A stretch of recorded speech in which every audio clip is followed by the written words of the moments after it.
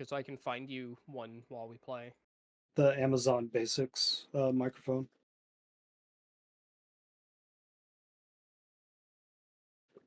Okay, let me look back in D&D chat. And if there's ever any problem with my voice or my sound, y'all just let me know. Yeah, we're good. Is it the mini or the professional?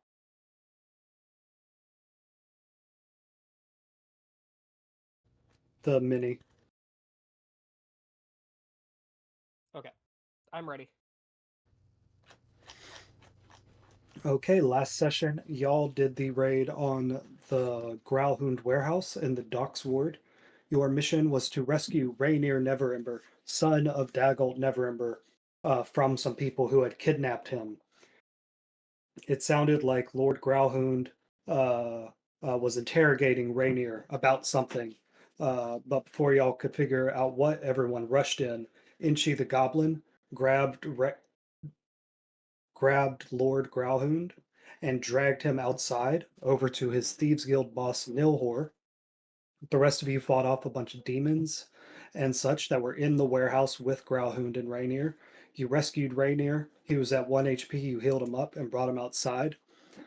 um,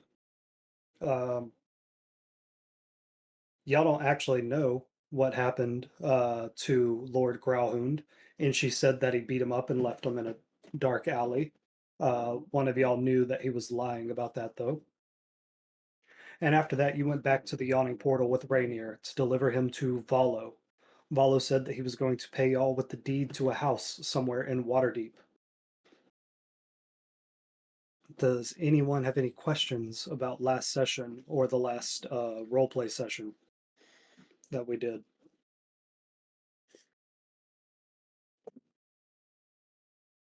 Fantastic.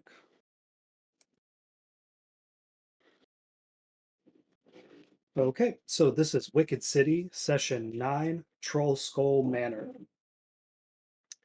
Tonight we have Brex playing Thorgrin, a dwarf barbarian.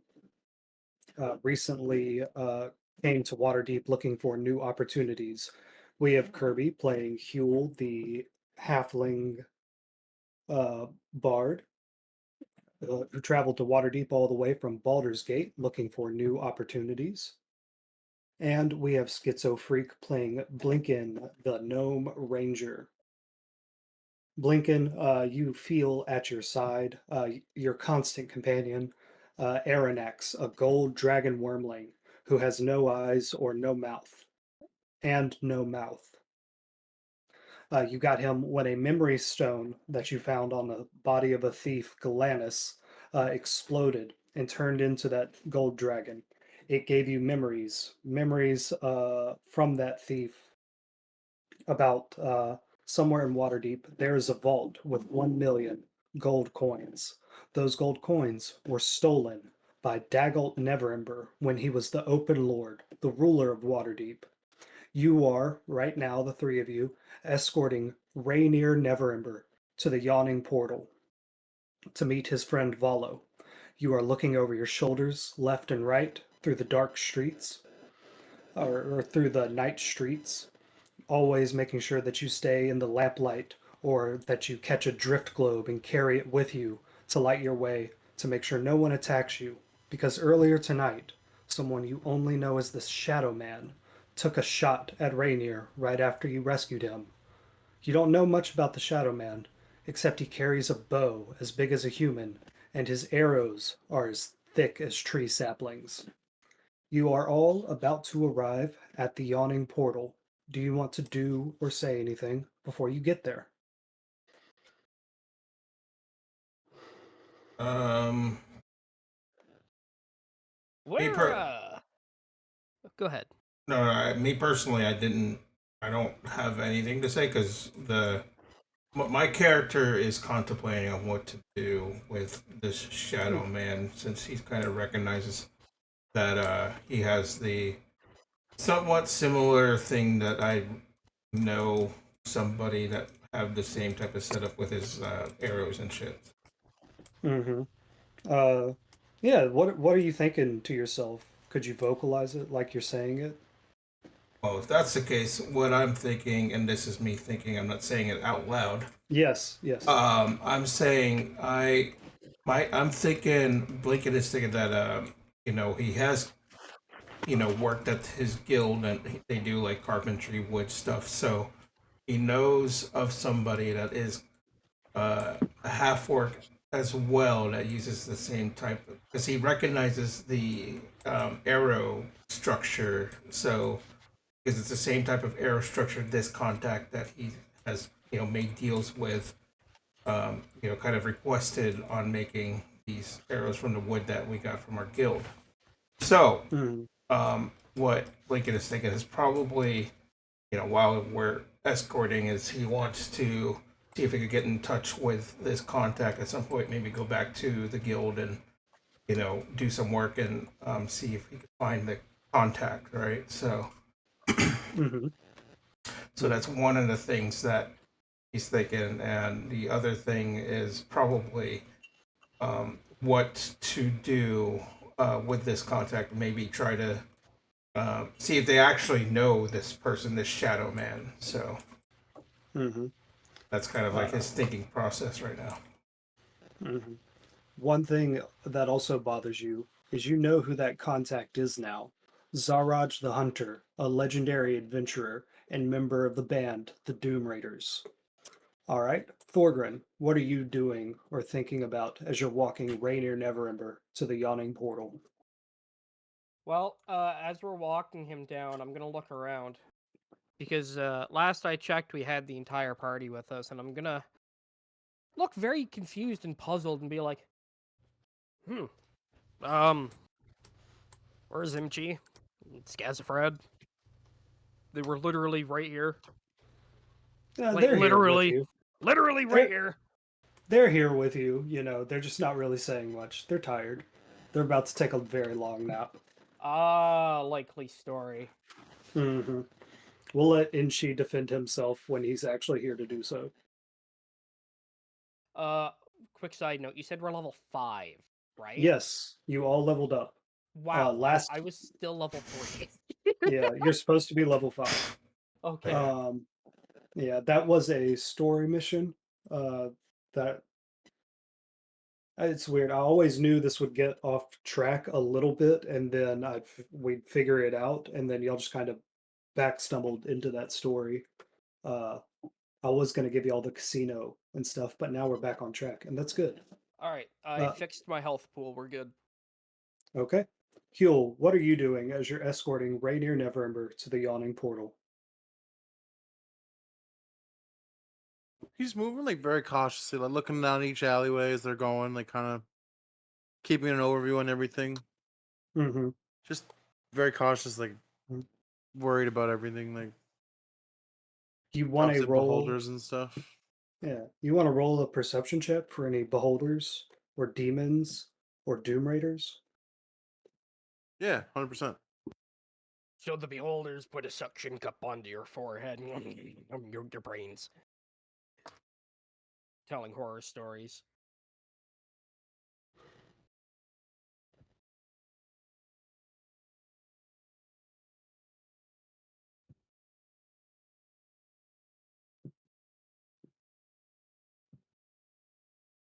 22? Ooh, nat 20. That's a very good perception. So, Huel, as you've been walking along the streets, you've been helping guide everybody staying to the light, staying to the drift globes. And the drift globes, they're about like, to us, a basketball sized ball of light that are cool to the touch. They are magic spheres that are part of the Lamplighters Guild. They charm these things to float through the city to help people see at night. One floats close enough to you that you're able to grab it, hold it, and carry it with you the rest of the way back to the yawning portal. No alley is hidden from you this way. You are able to see everything around you in a bright moonlight magic. You see no people stalking you. You just see people walking back and forth. Some people working late night shifts. Some people coming back from the bigger city. As you walk up the trades ward to get back to the yawning portal, You see nothing but a peaceful and calm city, but there's a tension that doesn't leave you. You arrive at the yawning portal. It is about the end of the day. Uh, y'all begin to step inside, and Huel, that raven that used to belong to Destry that now follows you around, bends down and says, "It's your last night at the yawning portal, Huel. You also owe 25 gold pieces to the salesman tomorrow. Big day for you, huh?" Yes, I haven't forgotten. I'm gonna pay him. Pay off this wagon. You haven't even used the wagon, too. It's still here at the yawning portal. I think the fellas took it out for a ride one time, but other than that, No, it's fixed. It's back here in the stables. You made a deal with the salesman that he would repair it in the condition it was in when it got destroyed, and he would double the fee every time. So you have a magic cart that can fix itself. goddamn. Mm-hmm. All right, as y'all stumble into the yawning portal, supporting Rainier Neverember as you carry him across the barrier, Huel, that drift globe that's in your hands is not supposed to come inside buildings. You can feel it gently tug at you and pull away and float back outside and up into the night air. You see something odd, though, with that nat 20 perception check. For this late at night, there are an awful lot of those charmed pieces of paper, the paper birds that can send written messages back and forth to anyone in the city. There's dozens, dozens, maybe even 100 or so of those birds flying right now. You've never seen that many before. You all stumble into the yawning portal. You know that Volo is somewhere around here. The night is still young here, so the area is busy. There are patrons all throughout the bar. Volo is sitting over here uh, at the southeast corner. What would y'all like to do?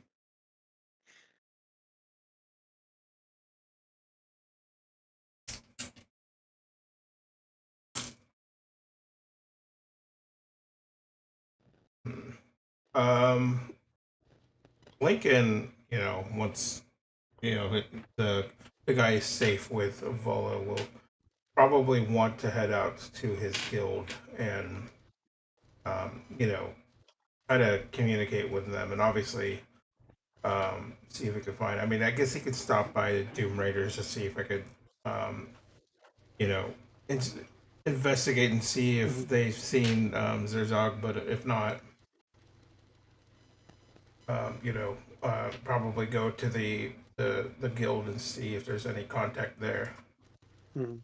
Well, it is midnight. Your guild office is probably closed. Oh, is it that late? Okay. I mean, like there will be a secretary there and like maybe a manager, but it's pretty much closed. Well, I mean, if that's the case, yeah, I'll probably just turn in and go to sleep and get in the first thing in the morning. He's gonna go to the guild. All right. So you drop Rainier off with Volo. Volo says, "Oh, Rainier, Rainier, my friend, what has happened to you?" And Rainier slumps down into the chair, and immediately in the comfort and not exactly calm of the yawning portal, but the liveliness, the bright lights, the people happy, the smells of food and drink. It's a sharp contrast to the 2 days of lonely torture he's endured, and he falls asleep in his chair immediately. And Volo says, thank you, you three. Come see me tomorrow after I've taken care of him, and I will honor my side of the deal." You, your friend just got the absolute piss beaten out of him. Yes, I could tell. Look at his What? face. He's scarred. Did something bite him? Maybe Bite a couple him, times. claw at him, threaten to send him to one of the 9 layers of hell. You know, the usual. You'll have to tell me all about this tomorrow. Well, I was actually going to ask you about that right now. Valo looks at his friend, and then he looks at his glass of wine, which is only half drink, and he says, "You know, I do have a few minutes, I suppose." And he takes a sip and invites you to sit down. Very kind of you. I'm gonna sit down and take a sip too. Out of his glass? Well, I don't have one. Blinken and Huel, y'all have the chance to join if you want, or you can turn in for the night. Um, Joining in for some drinks, playing some tunes. I Hell mean, yeah. it's only polite if you're inviting someone to sit down and you have a drink that you'd get them a drink, and if you don't, then I'm gonna help myself to your drink. I mean, it's been no time. You said I sit down and take a drink. Yeah. Okay. He says, "Oh, right, of course. Bonnie, dear, get us around." The waitress for the yawning portal takes note of that and goes to get y'all your customary meads, your Regal Eagles, your Fire Wine whiskeys, and such on Volo's tab. And he says, "All right, boyo, what questions did you have for old Volothromp Gedard?" Well, one, why would someone want to take him and beat the absolute snaz out of him? Oh, I suppose there's a variety of reasons. Rainier has been known to work with yeah, it's Why more would someone more who of an open has secret. Huh? demonic minions want to take him and beat him? Well, as I was about to say, Rain has done some work for Force Grey, the Harpers, several lords or guild masters. He's a somewhat small-time adventurer, but someone with demons? Demons! In any other city they would be rare, but in Waterdeep, worship of demons is allowed, and as such it's not uncommon to find one or two roaming the streets every year. Or not roaming the streets, but stalking the streets every year. Yeah, but they look like Inchi over there. But, demonic. Can you describe them to me a bit more? Were there anything else? Uh, if we have a variety of creatures, perhaps I Ooh, could even pinpoint the layer of hell. yes, we do actually. I'm gonna pull out one of the abyssal chickens Fuck yes. and slap it on the table. He says, "My word, an abyssal chicken." He knows exactly what it is. So He there was says, this, a demon dog, and a demon goblin, but with big horns. "Were there any other distinguishing features about these big demon goblins? Was it. What do you mean by big demon goblins? I thought you Oh, said it about was about the size of Inchi. Inchi, with Yeah. horns and like a skeleton face, and they were on fire. You gotta narrow it down, boyo. Do I look like a demon mancer? You could roll a knowledge check to remember something unique. Someone else could chime in. You said history? Yeah.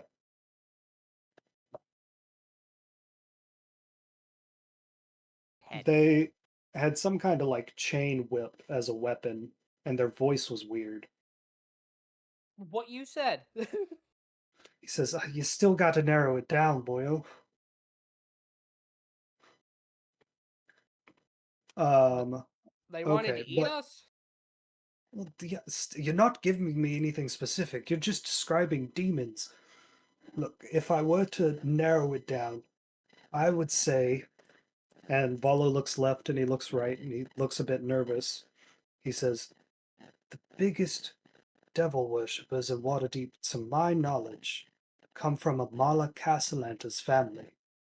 And the word is, she's gotten Victoro in on the devil worship as well." Oh, wait. I think I know who might have more info. Oh wait, and she's not here. He went to bed. Um,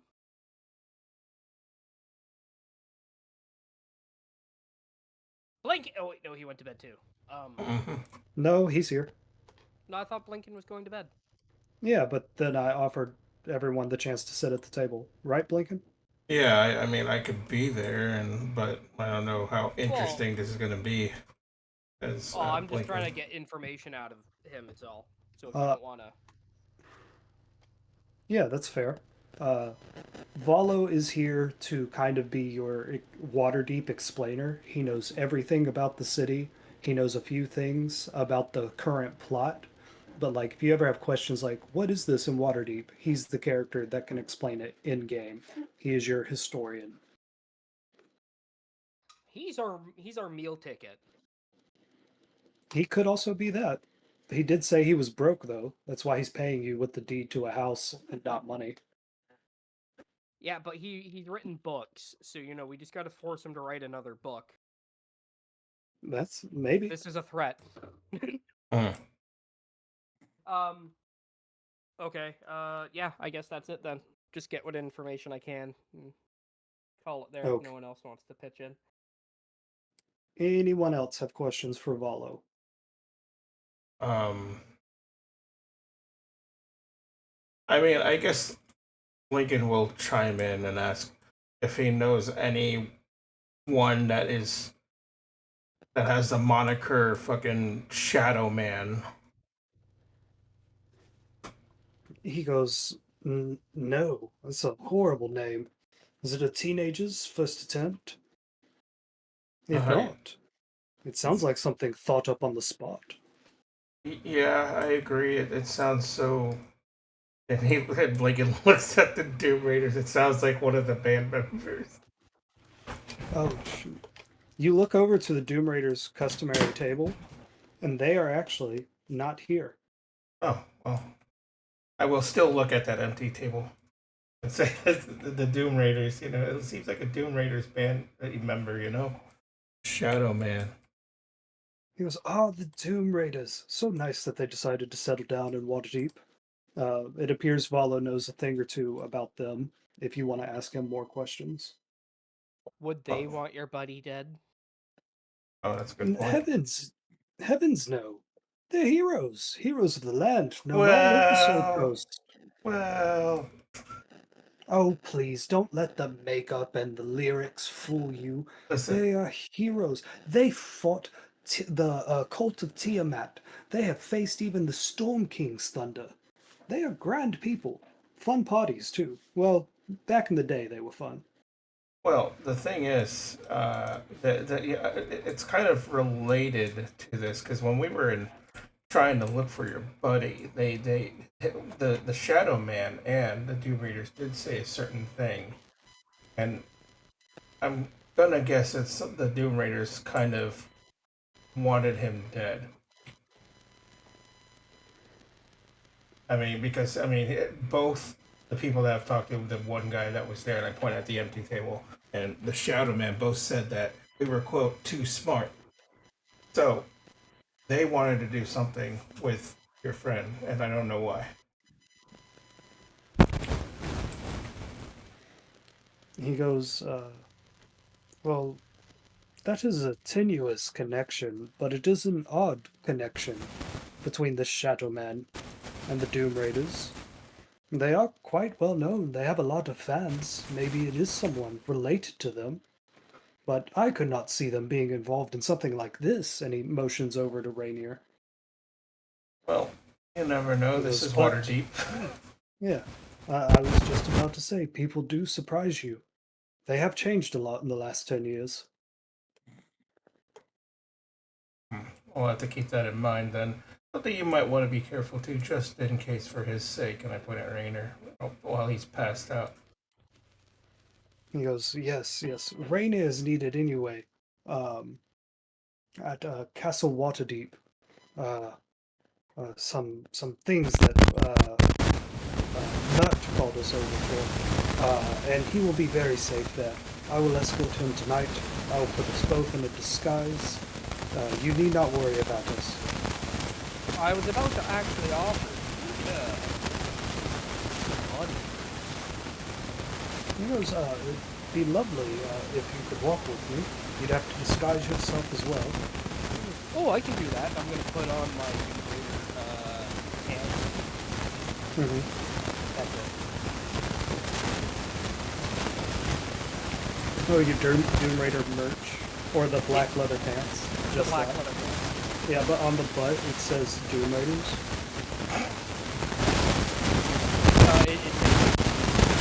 It says raid this, yeah. I haven't read the butt yet, so I don't know. Yeah. It's there. You have to look for it, but it's there. Okay, Yeah. anybody else want to walk these two to Castle Waterdeep? I mean, I guess I'll try and walk with him. Okay, I will make this quick. Is what she said. Jesus. All right, real quick, how does everyone disguise themselves? Volo snaps his fingers, and y'all step into an alley behind the yawning portal. And Volo snaps his fingers, and he is instantly transformed into a tall, slender human man. And then he takes out a little scroll, he clears his throat, and he says, "Das war nie Linta." And Rainier never ever changes form into a slightly shorter, pudgier female person. Female cute. And Vala, the person you know as Vala, looks at you, expecting you to change yourselves.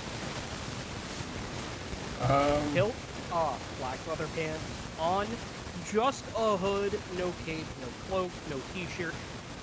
On, Is your big, billowing beard still sticking out? of course. Okay. Volo rolls his eyes at you slightly. Rainier woke up, he ate a few bites. He looks like he has enough energy to walk now, but he doesn't quite understand what's going on. Huel, what about you? I'm gonna be right back. Okay.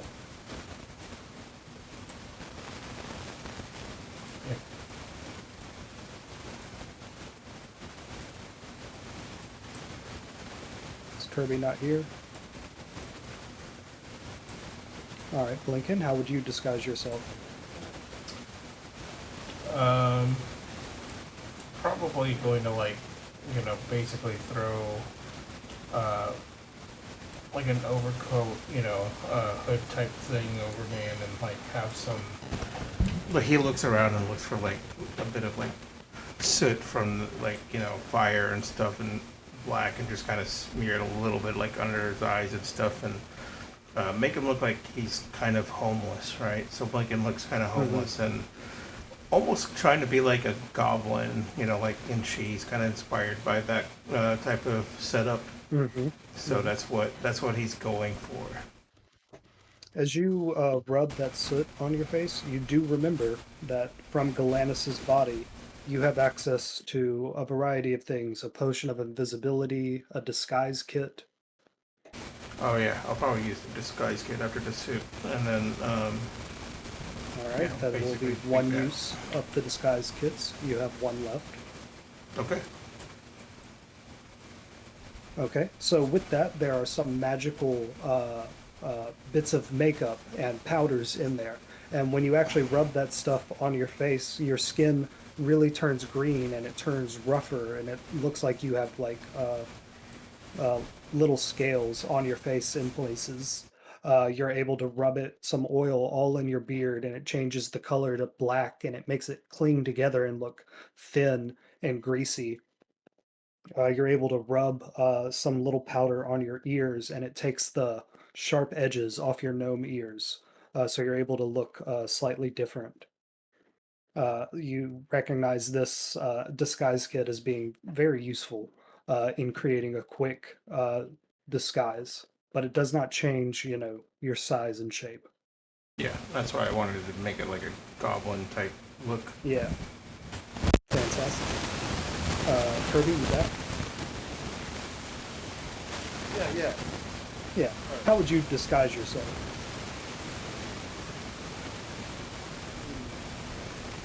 I thought I had a disguise kit, but I don't think I do. I would just grab various things from bar people, not things like a robe, hat, cover my face. Somebody else did have something. That's that's from his mic. Yeah, I just noticed. Is that coming from me? Yeah. I don't even... No, it's the mic. Yeah. It's right next to my computer's fan. That might be it. Holy shit, what is that? If I have to, I'll take out this microphone. Fuck it. It's very faint at first. There, I had to do that. Okay, how about now? That's good. Yeah, we don't hear the buzzing. It's good. Okay, alright, sorry about that, guy. How's the voice quality, though? It's fine. Yeah, we don't hear any feedback or anything like that. So it's good. Alright. Okay.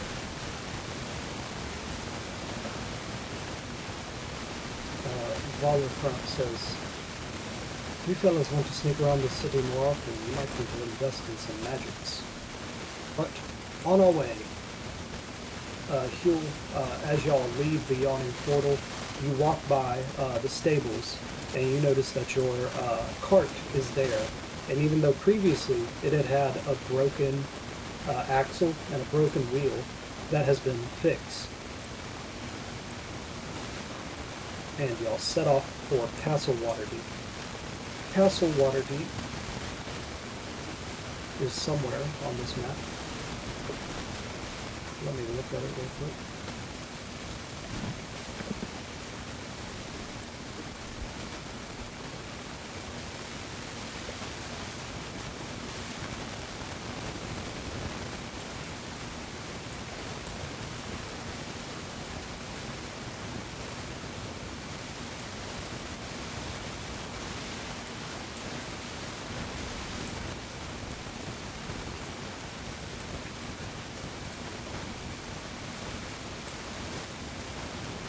Alright, actually from where y'all are, it is a very short walk to Castle Waterdeep. It is only going to take you about 6 minutes to get there and then 6 minutes to walk back. I'm going to start instituting a new system though, that for every 40 minutes of walking y'all do in a day, you will gain a level of exhaustion. That will encourage y'all to try to find more creative ways to get around the city, but it won't punish y'all for like walking short distances like this. That sound good? Yeah. Sure, I don't know what you're talking about. As y'all, like, normally when y'all walk in the city, y'all are walking from the north of it to the south of it, and I used to plan on doing, like, battle encounters or things like that every time, but that's way too time-consuming. So I want y'all to try to figure out more creative ways to get around the city to make it, like, its own environmental game. And for every 40 minutes that you walk, I will give you a level of exhaustion. So if you find a ride, that won't count. But if y'all are walking back and forth across the city all day, y'all are going to get tired and be less effective at your skills.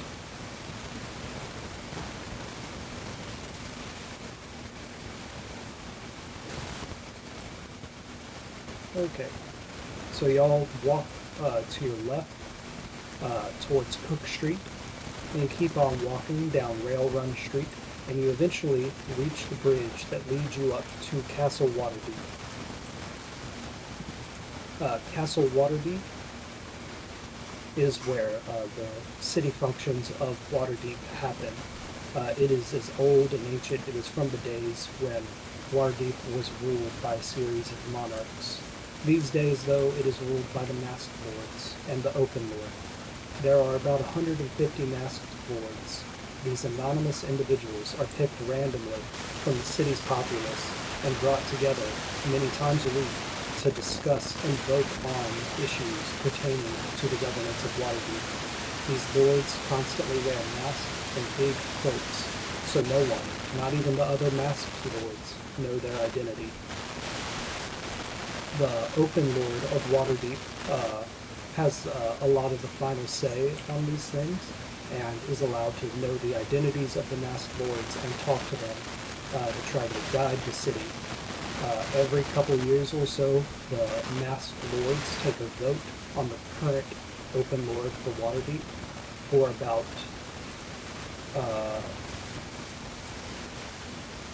ever since Daggalt Never Ember was ousted from the city, the Open Lord of Waterdeep has been Laeral Silverhand. Valo is telling you all this as you walk along, and he says, Layrel and I go way back. She's lived many lives. She was a young apprentice to Mistra herself in her younger years, and then she was a grand adventurer, and then she was evil for a bit, and then she was sleeping for a long time. But now she's good again, and she has ruled over Waterdeep, kept peace between the nobles and the guilds, kept the crime low. I shudder to think what would happen if she ever did not win election for Open Lord.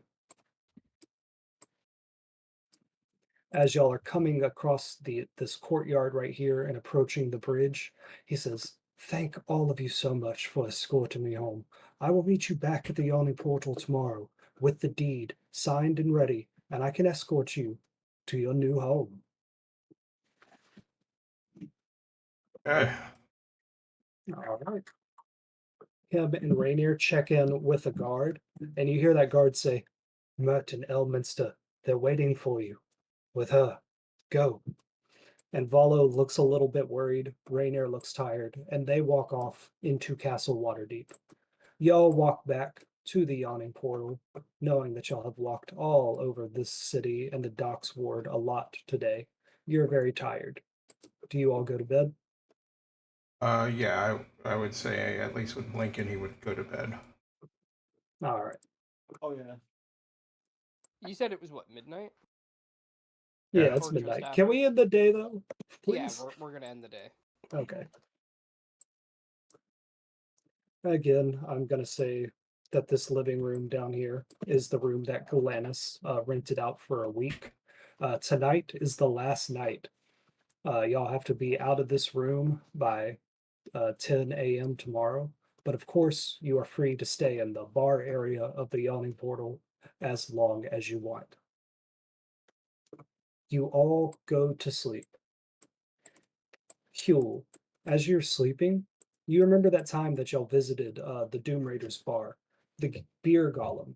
Even though Istrid Horn was sick, she was inspired by you playing on your lute, and she sang a bit of a song for you. And you recall the words that she sang the loudest and the hardest and with the most passion. Make it count when I'm the one that's selling you out. Because it feels like stealing. I'm drawing your name from the crowd. You all wake up the next day, and we are going to do our role playing factions. Just like last time, each of the 6 factions have missions. A lot of them involve other factions. You are free to go to any of these faction representatives and try to earn renown and earn gold or earn supplies from any of these factions. Roll initiative, and we'll see who goes first.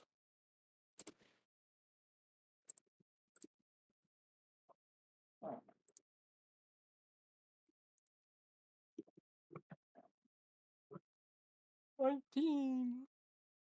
19, 14, Thorgrun, Blinken. 19. Ah, shit, Thorgren and Blinken roll again. I have initiative of 3. He Or has 2. I win. is that how it works? Not really. Yeah, That's what roll I again. do normally. Roll again.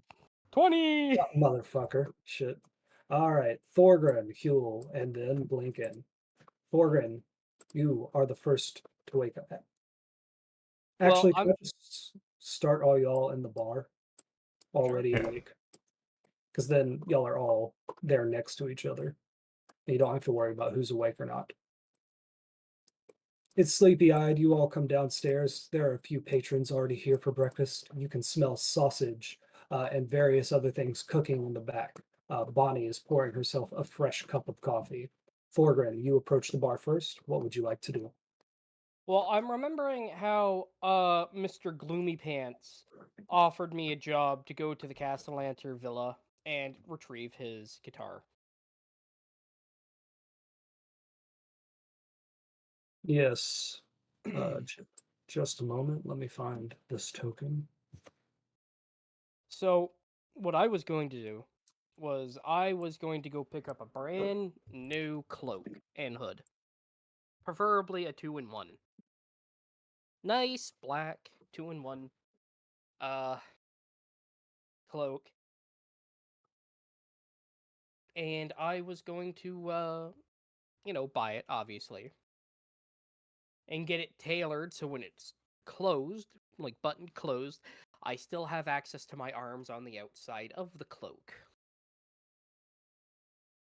Okay. That's a really specific items. You struggle, like you could spend a lot of time trying to find a place that would sell that or make that for you. Keep that in Well, mind, I please. okay, You are about to be in an area where you can do that, okay? Just okie trust me doke. for a second, please. Yep. Okay, if that's the case, then I'm gonna go up to each representative and be like, "Hey, you need a job done?" Just look around for literally any job.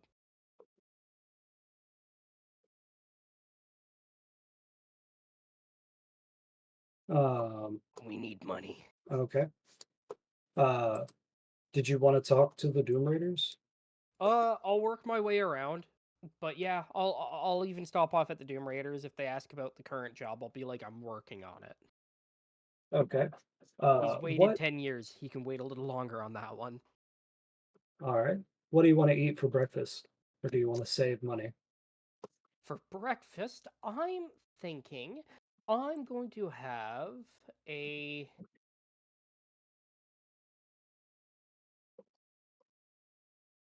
Let's go with the sandwich tower.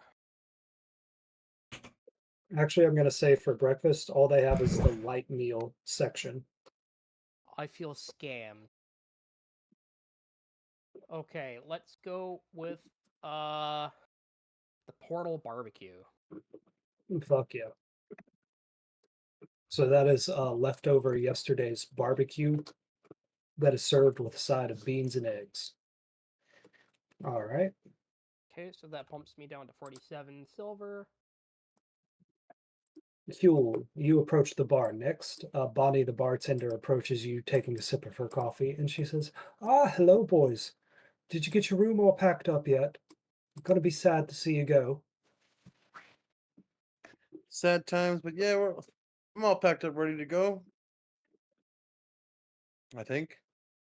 I mean, we can always split a room if she wants us to stay. You say that to her? No, I'm just side commenting that to Hugh. Maybe we should. Oh wait, what? Okay, yeah, Hugh. Yeah. So, Huel, you're looking at the menu, you're thinking about breakfast, and you're also thinking about what you're gonna do today. What do you feel like you're gonna do? He's gonna get some ratatouille, and he doesn't really know what to do. He's kind of thinking about paying off the debt and figuring out the next steps. Okay. The ratatouille is leftover bits of vegetables, not like leftover from people's plates, but like scrap from the kitchen that's been thinly sliced and served with eggs and a tomato sauce. Blinken, you approach the bar last, and Bonnie, taking a big swig from her coffee, looks at you and like raises her eyebrows, like, "What's up, man? What you gonna do?" Um, Lincoln will like think about what's going on. Oh, and it's breakfast, so he's gonna yawn a little bit, and he's like, "Yeah, can I get a quiche?" And she walks back to the kitchen, and she's gonna get all that for you. Lincoln, what are you thinking you're gonna do today? Well, as I mentioned the last night, he's thinking about going to the guild first thing in the morning. But I guess if anything, he'll probably talk to the Doom Raiders again and see if if he could find that hunter. When we're doing these role play and factions things, you don't have to just stick to these faction missions. That is, of course, your time to do what you feel like your character would do. Uh, you all have to make money somehow to continue paying for food and lodging at bare minimum. You look around and you see that the Doom Raiders again are not here, but sitting sheepishly over in the corner, picking at some eggs, is Sad Boy McGee. who you know is working at their bar now. Okay, I guess I'll wait for my food, and once I'm finished, I'll probably talk to Sadboy McGee first, and then head over to Guild. All right. Bonnie brings out all of your food, and you all start making your way over to where you want to go. Thorgrim, who do you want to talk to? What do you want to do? Um, You can move your token anywhere you want. sure. Let's hit up Miss Gray Miss or the Force Artificer. Artificer. Did I spell it wrong? No, Okay. Artificer, same thing. My name is Anita Fisser. What? No. So you walk over to this woman. She is wearing this very preppy undershirt and a worn leather jacket that has all kinds of grease stains and little pockets on it. Her hair is up in a messy bun. She has these thick spectacles on her face. And she has all these belts, some straps going across her chest and a few at her waist that all have various little pouches or little trinkets on it. And she is looking at a pile of paperwork and drinking a black coffee. And as you approach her, she says, "Oh, yes. How? Sorry, I haven't had much coffee yet. How can I help you?"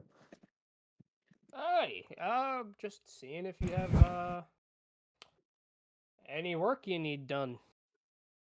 She slams down the cup of coffee. Talking about a job gives her more energy than that. And then she throws the papers she was reading down onto the table. And she says, "Waterdeep has a new silk root dealer, and I need to find out who it is. Would you be able to help me with that, dwarf?"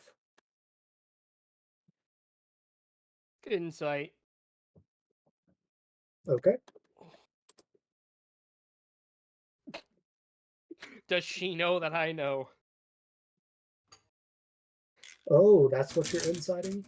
You look at her with this 20. We're going to take that first. And first, you are just stunned. She is beautiful, gorgeous to look at. And she is so sincere about finding who did this. And she is excited about finding who did this. And she is professional about finding out who did this. You did not detect any malice from her at all.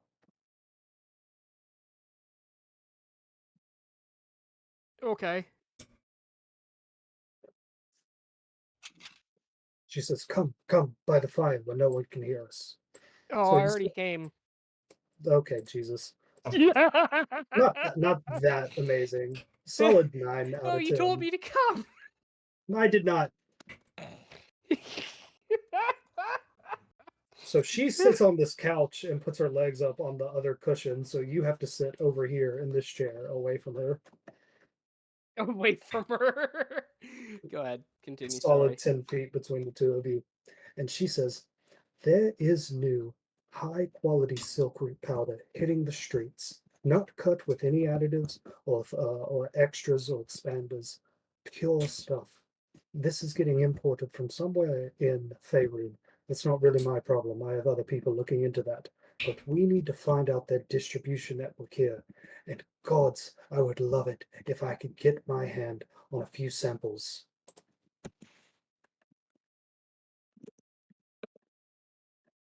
Okay. How much sample are you looking for? He says, by oh, well, you're a confident man. Um, if I could get anywhere from half an ounce to a full ounce, I could run a variety of tests and not have to worry about destroying each sample as I go." She takes a swig of that black coffee. And it was silk root. Silk root powder, the thing that y'all have an ounce and a half of. Yes. I'm just currently writing stuff down, Hmm. taking It's notes. I don't want to say it what it like is because I don't want Alan's stream to get banned, but you know what it is. It's the Nose powder powder. that makes you that gives you energy. Yeah. Nose candy. Silk root powder. Okay, so. Okay, anything else? He says, "Sample distributor." That's all I need. Sample and distributor. She looks you up and down and says, "Wait, wait. I see the kind of man you are. I need that. Do not bring me a distributor, dead or alive. Just simply find out who one is, so that I may tell him myself." Okay. And distributor not dead or alive. Just name. And location. And location. She says, "Yes. So I can give you 30 gold coins. You can buy the silk root powder with that. And then another 20 for your troubles." Or she says, another 10 for your troubles. 30 for the silk route plus 20 for the troubles. You got yourself a deal. 15 for the troubles. Got yourself a deal. She reaches forward and shakes your hand. And you notice that when you grab her leather glove, there is metal inside it. Like it's like hold it, the glove is cold to the touch. And there are like hard uh corners there you that can really only be like made of metal. It feels as if her bones there are made of metal. She's got an armored glove on. Hmm. Or she's got a robo hand. It's one of those two. I'm intrigued either way. All right. Well, that sounds like a good idea. I will go and talk to my companions and see what we can do. Excellent. Huel, what did you want to do in the yawning portal or in the wider city of Waterdeep?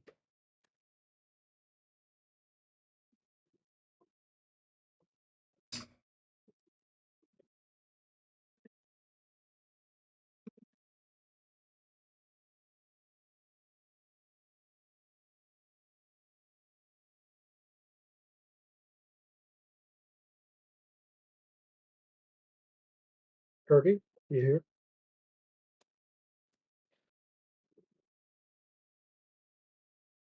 Yeah, I'm Yeah, gonna I'm go. here.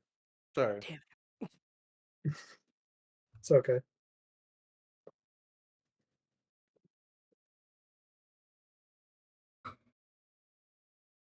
So what's Uh, happening? Or, it is your turn. What did you want to do in the yawning portal with these factions, or what did you want to do today in the wider city of Waterdeep?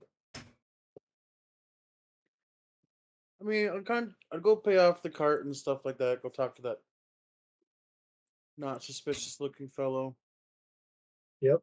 So you know that is located at the same place he sold you the cart, which is outside the city of Waterdeep, all the way to the north.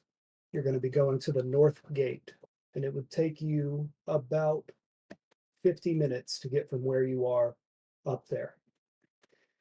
How would you like to get there? I mean, I know I got the cart, but like, does it have anything to pull it with, or no? Nope, you have not bought a horse. You could perhaps rent a horse from the Yawning Portal. There is a stable there.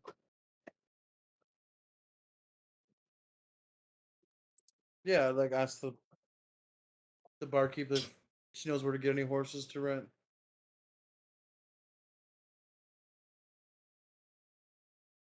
Yep, just a second. Oh, I'm sorry. On foot, it would take you 62 minutes to get there.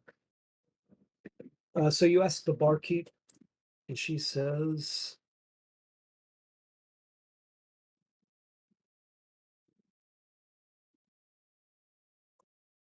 "Is that on this menu?" And she says, "Yes, sir. You'd have to pay about 3 gold coins to rent a horse for the day, and if you don't bring it back, Durnan himself will find you."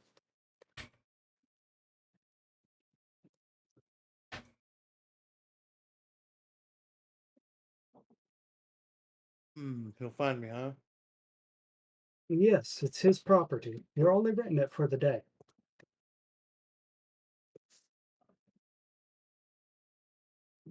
Sounds like a deal. He'll pass him the gold. All right. And she passes you a little contract. You sign it with your name. She folds it up and she says, "You're going to be taking Jarthy, the horse, out in the stables in the back. Should have all the gear next to him as well. It's a mini horse. It'll be good for you." Dorothy. Okay. Jarthy, yes. Uh, all right. You walk back there, you find your horse, you put all the gear on it, and you hook it up to the cart, and that crow lands on the cart and and says to you, "You know, boss, you could get a horse from the salesman as well. He'd let you buy it on credit. One thing to talk about, I guess." Mayhaps. Instead of renting one every day. Right? Okay. So you get out onto the street, and the street is just packed. You're basically very close to the trades ward, so you're getting a lot of cross traffic from people shopping uh, and people going about buying stuff for their business. And you start traveling further and further up the high road, getting across Waterdeep.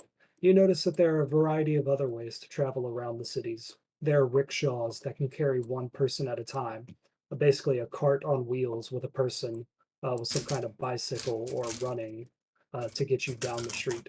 There are horse carriages that could carry about 5 people. And there are these, what are they called? Dinglings. Drays. They are basically double-decker wagons that can fit about 20 people. There's an enclosed carriage on the bottom deck and then an open air deck on the top, and it is pulled by about 4 horses. It can carry about 20 people each. Uh, that is one of the cheapest ways to get around the city. People use that to go to and from work every day. You get closer and closer to the north, and you pass by one big wall, and you enter the field ward. And the quality of the buildings goes down immensely. These are ramshackle huts. They are very old. You can tell which ones have been repaired recently because the wood looks new in random places. And you head to the north gate, which is busy, but you're able to pass through it. You present your ID. A guard logs in the books that you are leaving the city, and you get it out onto the outside high road and up at this little cross roads here, you see a bunch of carts with brand new paint sitting in a field. And there's a man walking there talking to various people.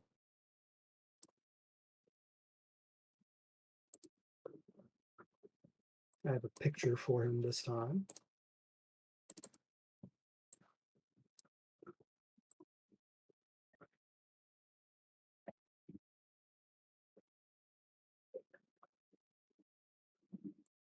Oh no, he's a giant.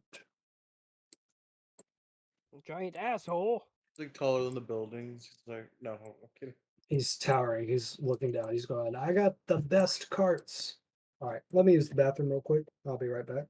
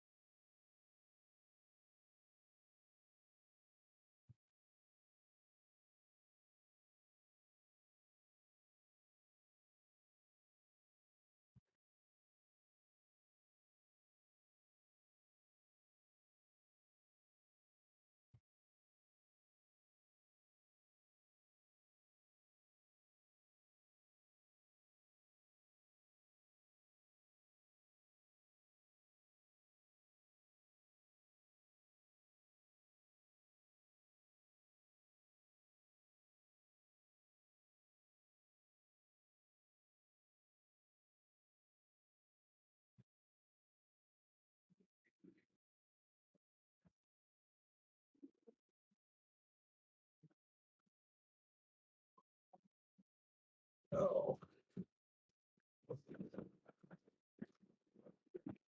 get a little snap real quick.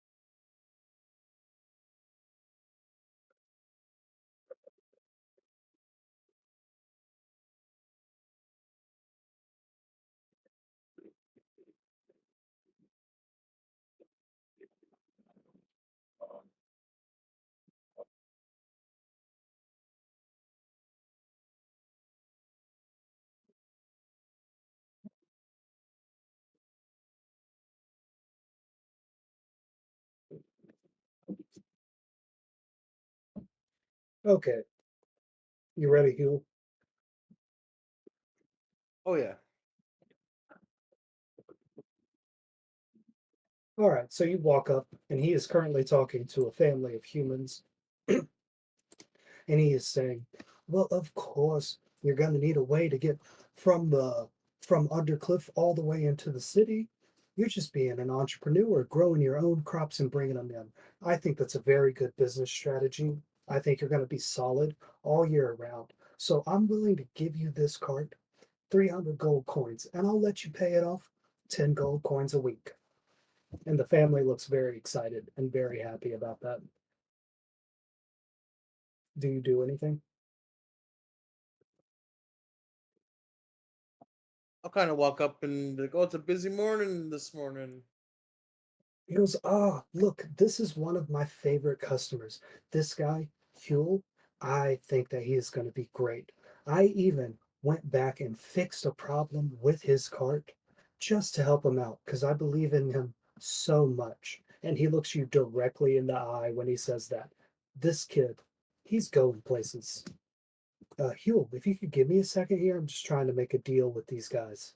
Kind of a between us and not you kind of thing. Sure, sure. Yeah, he'll walk off, and then I'll talk to the Raven if he's there. Kind Yeah, of the see what he Raven's thinks. on your shoulder. He goes, "Man, it's so cool to see the boss at work, isn't it, Huel?" I mean, it is pretty cool. Yeah, He's he's working his so magic good. over there. Yeah, you know how many of these he sells a week? Hundreds. He sells 25 a week. If he sold hundreds, he'd have sold one to everybody by now, and he wouldn't be making new money. No, this way he gets to make money all the time.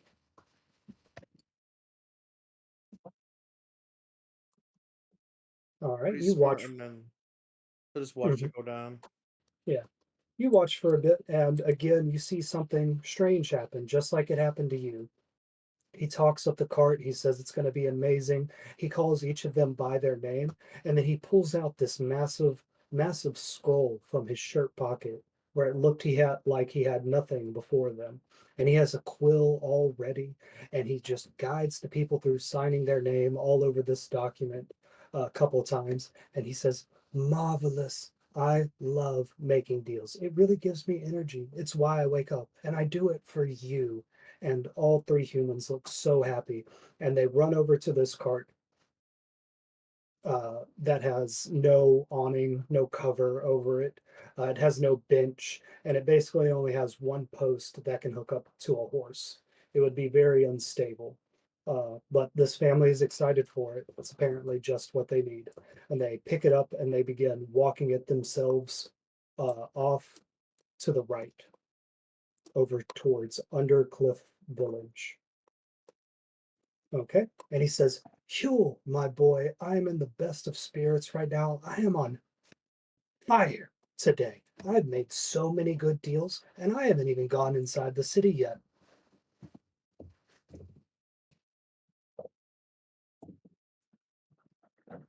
Haven't you went inside the city, huh?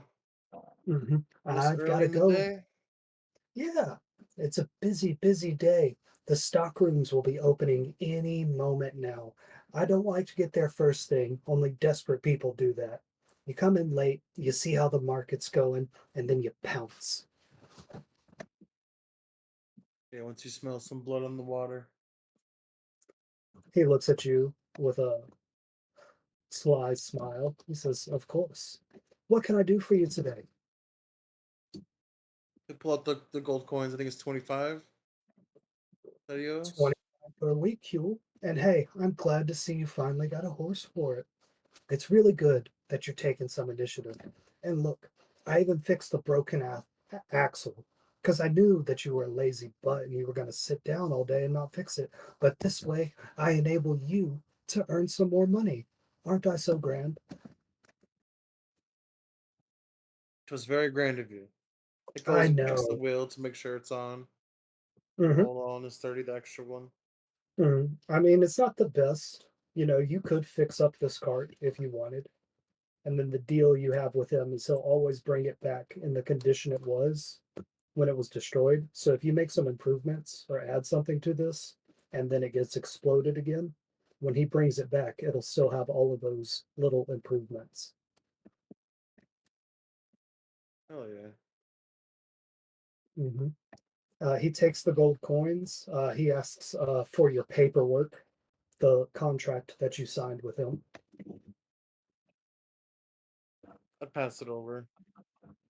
Yeah, you don't remember where it is at first, and you're worried that you might have lost it or left it in the yawning portal, but you just reach into your coat pocket and it's right there. And you hand it over to him. He flips through to the bottom of it and he makes a note 25 gold pieces of 125 gold pieces paid. He marks down the date. The current year is 1492 DR. I think I'm going to set this in the late fall. So, like, I think there's 10 months in the Faerun encounter. So, like, 8, 1492 DR. And he says, fantastic. Is there anything else I could do for you today, Boyo? I mean, I was just clearing up some debts. That's pretty much it. He says, okay. Well, if you or any of your buddies ever want a cot, you know where to find me. I make the best deals, don't I? You sure do. I'll tell all my friends. Excellent. Word of mouth is the best advertising. Okay, you ready to go? Yeah, he like hops in the wagon, grabs the raven by the neck, and like as he's talking to somebody else, I imagine, and then he rolls off. Nope, he's been with you the whole time. You try to grab at the raven. It ducks out of the way, and you reach to grab it again, and the raven looks over to the salesman. The salesman nods his head yes, and the raven lets you grab it. Okay. Jesus. It is going to take you about 40 minutes to get back to the yawning portal. So let's go over to Blinken, who is still there.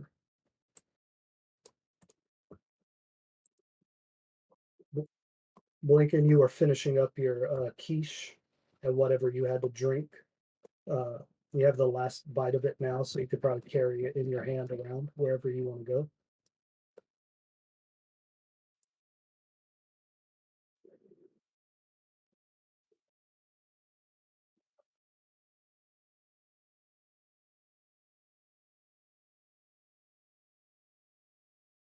All right.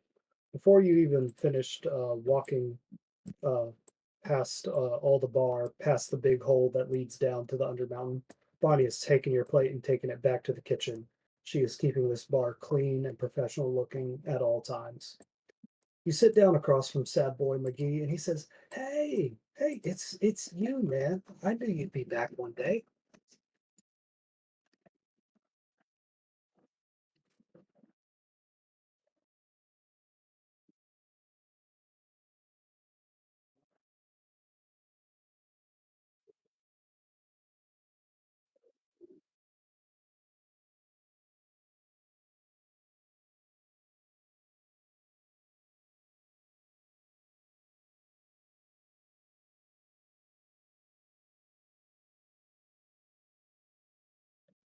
Sad Boy McGee, when you ask him a question about the lore of the Doom Raiders, he gets so happy. It's his favorite thing to talk about. He says, "No, no, man, I don't know anyone named Shadow Man, and actually, I'm trying to stay far away from that kind of life these days. So, no, but he's definitely not a member of the Doom Raiders. You know, currently the lineup is just Istrid, Davil, Zaraj." Schemo is still alive, but he doesn't play shows with them anymore. And then, their songwriter, Froggy, he died a couple years back.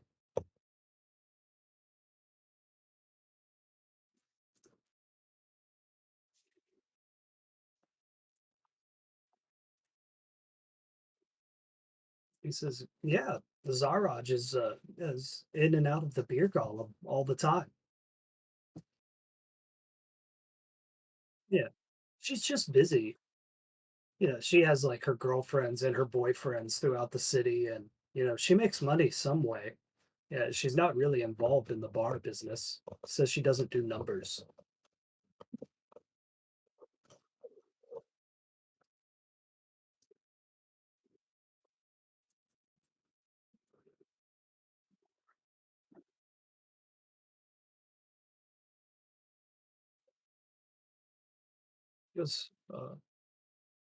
He goes, actually, man, since you were asking about the membership, I have this proof for their new book here. They asked me to read it. There's actually a drawing in here. Mm,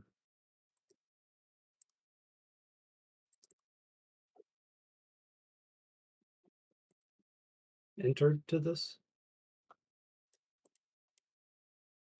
It's an actual drawing that he's going to show you. And he goes, yeah, yeah. This is one from back in the day, back when Froggy was still alive. And I'm putting that in Discord as well.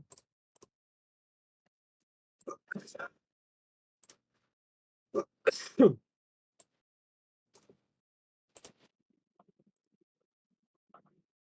y'all still hear me? Yeah. Okay. So let me shrink this down a bit. Jesus. So he flips to the first couple pages of this book, and someone has actually drawn the Doom Raiders from when they were younger and colored it slightly. This right here is a young Schemo Weird bottle. This right here is the young half orc Zaraj the Hunter. This is a very young Istrid Horn, the dwarf. And this is the elf, Davil Starsong. And then there's this drow standing off in the corner with an eye patch. Below it says that person's name is Froggy Stillwater.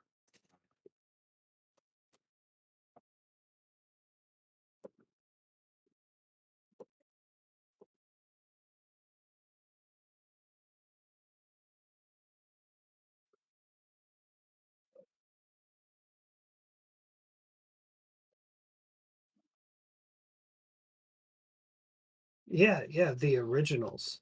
Apparently, the Doom Raiders, they were just a couple of orphans, making by on the streets of Waterdeep. And then one day they tried to rob this adventurer, this bard that was in town. And that was Froggy. And he liked them so much he wasn't even mad at them. And he invited them along. They played shows here in town. Froggy looks a lot older than he is. He was actually, just about 5 years older than Istrid and Zaraj and Schemo. Davil looks really young in that picture, but he's an elf, so he was already 30 by about that point. Uh, and that's when they started playing shows together. Froggy would write. He said that he wrote songs about his brother who died when he was really young, and then the Doom Raiders performed them. They did street acts at first, and they started getting into bars, and then someone invited them to escort them. Uh, Someone hired the Doom Raiders to escort them all the way to Phandalin, find some mine, and that's the start of their adventuring career. Oh, that's really cool. Okay, all right. Um, so Yeah, yeah, yeah, tell you what, I'll come back later. I'm gonna see if I could catch Zarog if I can. yeah. Um, I'll head over there and maybe we'll catch up a little bit later and see if we can share stories or not. Yeah, cool, man. Yeah, I don't think you're gonna be able to find Davil or Istrid today. They said they had business uh, up in the North Ward. But Hmm. okay, can I have that book back? Oh yeah, And yeah. Here you go. as you hand it back to him, you look at that picture one last time, and you notice that all of them are smiling. You hand the Yep. book back to Sad Boy McGee. What do you want to do next? So yeah, I'll kind of nod at Sad Boy and I'll say, yeah, I'll catch you probably either later today or whatever. But I'm gonna go ahead and get out of your hair and see what I can do to find Zarok. Thank you. and then I'm gonna head out and go towards the beer goal. You're gonna go to the beer column. Okay. Thorgren, back to you. What would you like to do? Uh, the artificer has just given you a briefing and a mission and promised you payment. Yes. So I'm gonna quickly go to the boys before they all like wander off Yeah. Yes. Yeah. and tell them what's going on. All right. Um. Everybody is back here. This is back when Huel was getting the horse attached to the cart. So y'all are talking as Huel hooks Jareth up to a cart. Yeah. So I just met this very nice person, and she offered us a job.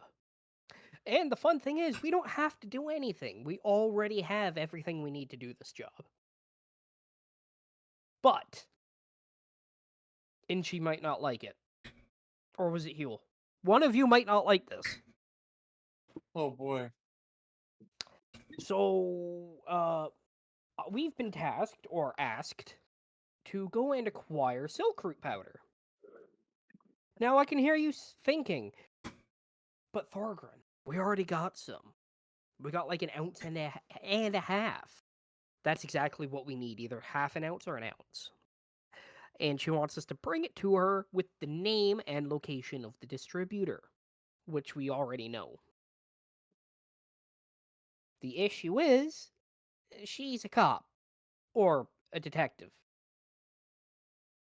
You're So, you not know, sure about that. she was the person who showed up at the museum Mm-hmm. when we were doing that bodyguard job, and she looked like a detective. Um, Now, the reason I'm saying you might not like this is because she wants the powder too. Not just like us to buy it off the guy and then give her the name and location. No, she wants all three. Um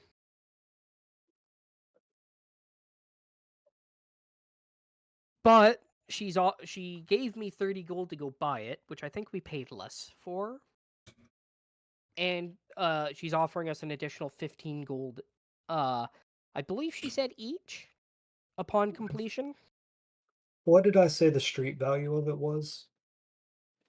Did anybody write that down?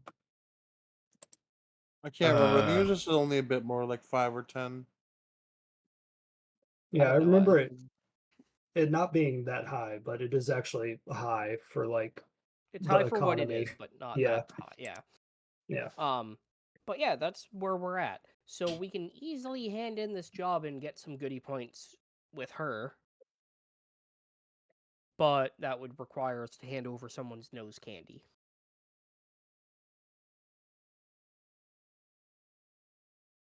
I mean, Also, she's mm, like pretty hot too, so I wouldn't mind getting some good boy points. Can you but that say that in also your makes. character voice? Sorry? Can you say that in your character voice? No. No, I forgot the character voice. Okay. I mean, wouldn't that also make us kind of at fault here for buying it, No. distributing it? No, because we're handing it over to what could be an authority figure. So if anything, we're narcs. Well, if Which we're is buying it pretty and then bad. we give it to her, technically that makes us the distributors, no? Mm, I mean, I don't like your logic. Stop it. She could pin it on us and say, "These guys." No, she wouldn't do that. She seems too nice. You say you just met her today? So, anyways, as I was saying, I feel like we could trust her. hmm. I mean, Well, I barely maybe. trust any of you as I'm pointing at Blinken and Skazafran. Gorgon.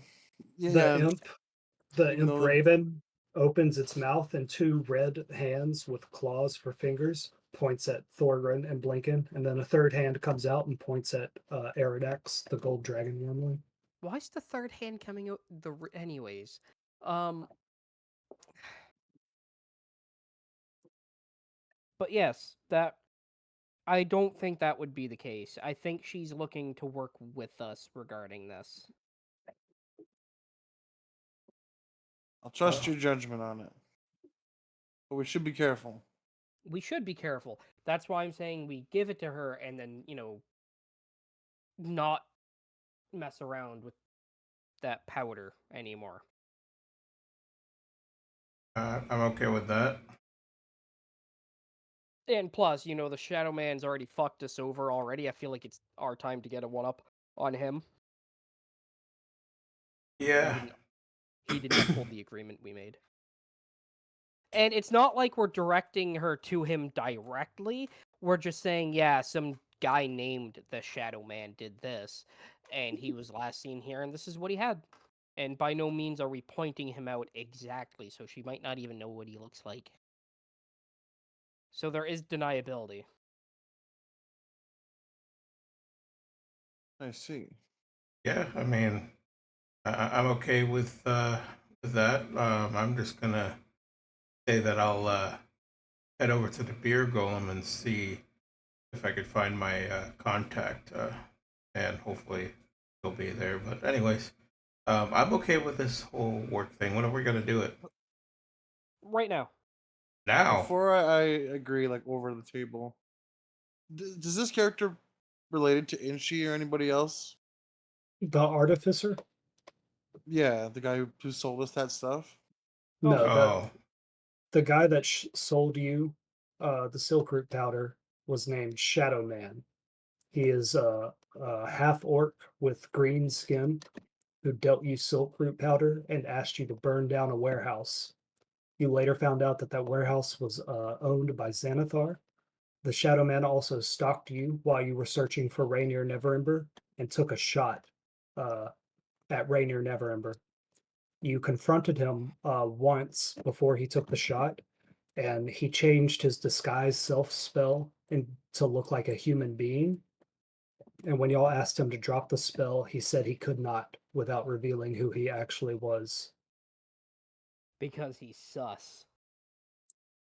Hmm. But you do not know who the Shadow Man is, nor who he works for. I mean, either way, I'm gonna head over to the beer golem, and that's what I'm gonna do.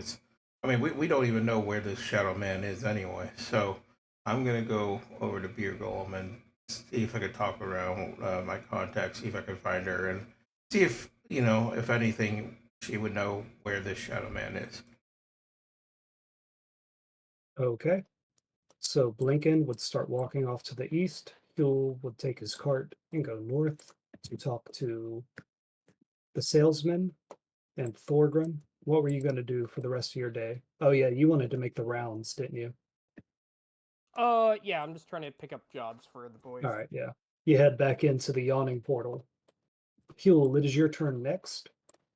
You are coming back from your visit with the salesman. You have just paid off the first installment of your debt. You are traveling through the field ward right now. You could head back to the yawning portal or anywhere else in Waterdeep. Where would you like to go? I mean, I'd probably go back to the yawning portal. Fantastic. Kind of just float around. All right, you can join Thorgrim then. Perfect. You leave your cart. There's a space for you to leave the cart and the horse. So I'll say that you have the horse for the rest of the day. You wouldn't get your money back if you turned it in now, but you always could if you wanted to. Okay, okay. Oh, cool. There's a horse token. Okay, looks like that for some reason. All right, let me use the bathroom real quick, Yep. and then we'll do the rounds.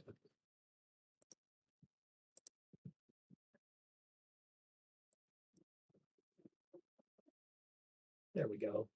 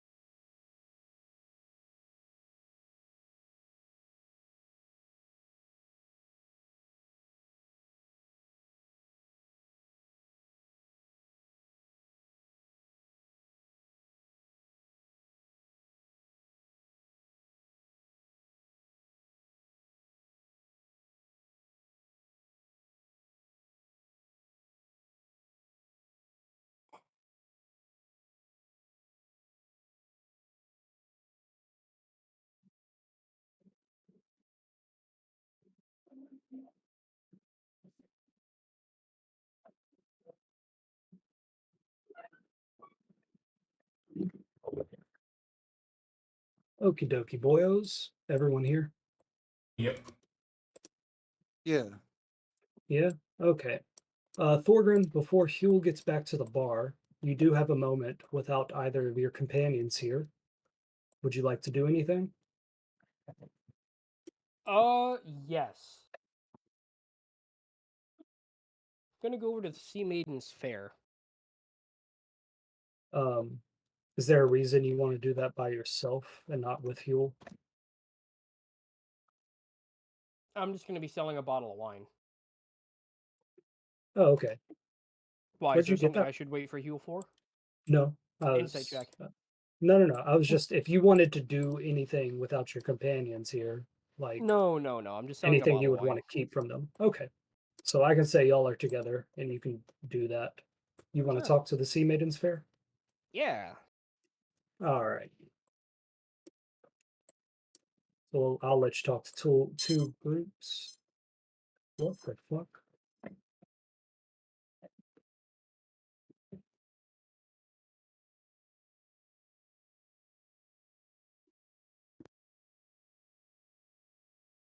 Is there a riding horse token following y'all around? Mm. No? Okay. Um, Keeps popping up on mine. I think it's just a bug. Okay. Is this the purple bottle of wine you got from Zoblob Shop? Yes. Yes. So you look at this bottle of wine, the glass is purple. You assume the wine inside is probably purple, and there's a purple label on it. And then in black ink, it has been labeled Zoblob's Purple Stuff. Yeah, I ripped that off. Yeah. Okay. All right, you approach this table of the Sea Maidens Fair. There are a couple of clowns sitting here, some female clowns, some male clowns. They are full in makeup. It is fresh. They are eating before they head out through the city. You've seen them every once in a while. They travel around juggling fireballs, performing card tricks, trying to get people to come down to the docks ward, to the main area of the Sea Maidens Fair.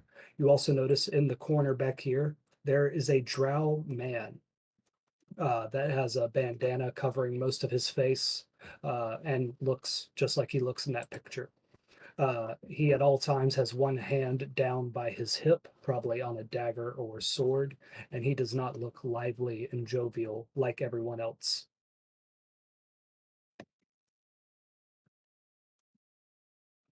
What would you like to do? Well, hello there. Do you say that to the clown or to the drow elf? To the table. The table. All the clowns in unison say, "Hello there." The security person uh, just continues looking at you, expressionless. I heard you all enjoy acquiring rare wine on your travels. All the clowns in unison go, "Ooh," and they want to hear more. So, there I was, down by Daggerford, fighting off skeletons in this crypt. Who knows how long it was sealed for before they broke through to attack the nearing town. And I come across this lovely bottle of wine sitting on top of some unmarked grave. I dare not open it. I'm not a big wine guy, but I knew from looking at it, it was going to be worth a pretty penny or a pretty copper. Now, I'm willing to sell this to you folks for 3 gold. Or Charisma for check. 3 gold dragons. Charisma check. 17. 17. All the clowns like whisper back and forth to each other, and they all quickly drink their coffee and set their empty mugs out beside the table, and they all look to the drow security person. And the drow security person says in a gruff voice, "Yous all got tips, don't you? Pay for it yourselves." And all the clowns start reaching into their pockets and they assemble enough silver copper pieces and 1 gold piece to equal 3 gold dragons. And they hand it to you. I'm gonna hand it to them, and They well, uncork it. I'm gonna reluctantly hand it to them. They uncork it immediately and begin pouring the purple wine into all their coffee mugs, and they drink it at what is about 8:40 in the morning. Uh, and they all seem to love it. They all stand and say, "The skeleton wine, the skeleton wine," and 2 of them actually start breaking out in song.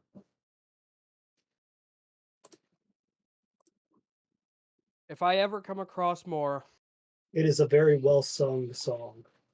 I will make sure to save it for you folks, for you seem to enjoy it.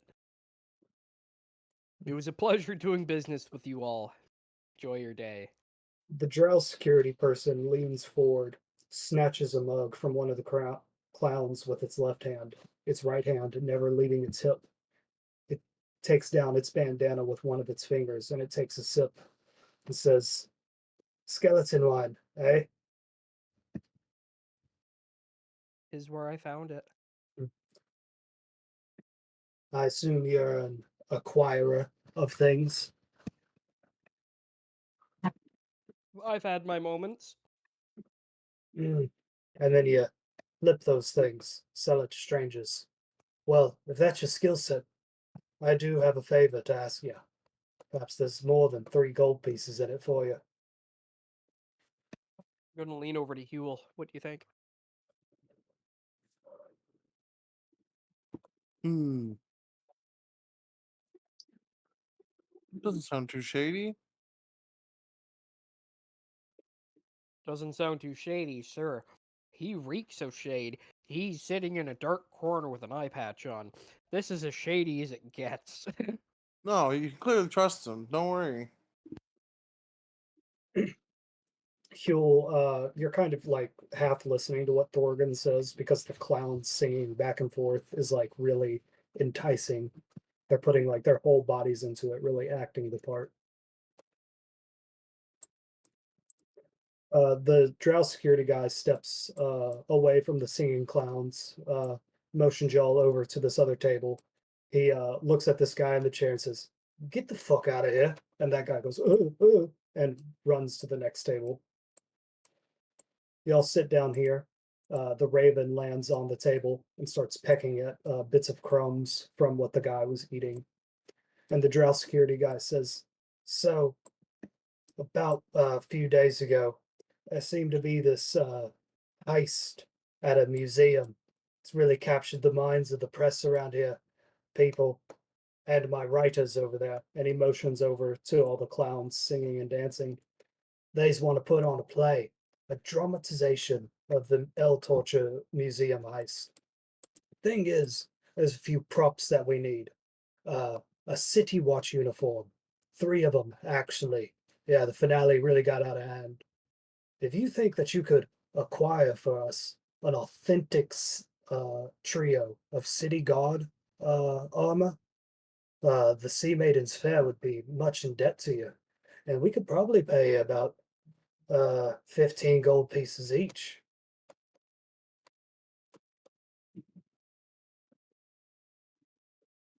I Or for each set. 15 gold each for 3 Hmm. pieces of guard armor. Hmm. You Oh, I have can. flashes in your mind of the battalions of city guards, usually in about groups of 4 to 6 that you've seen roaming the streets in their full plate armor with their inlaid copper badges with the City Watch logo and the emblem of Waterdeep.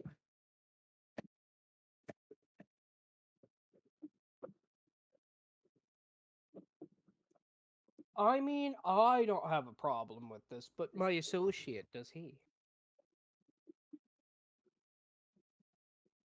I don't see no problem. I like men that know what they're after.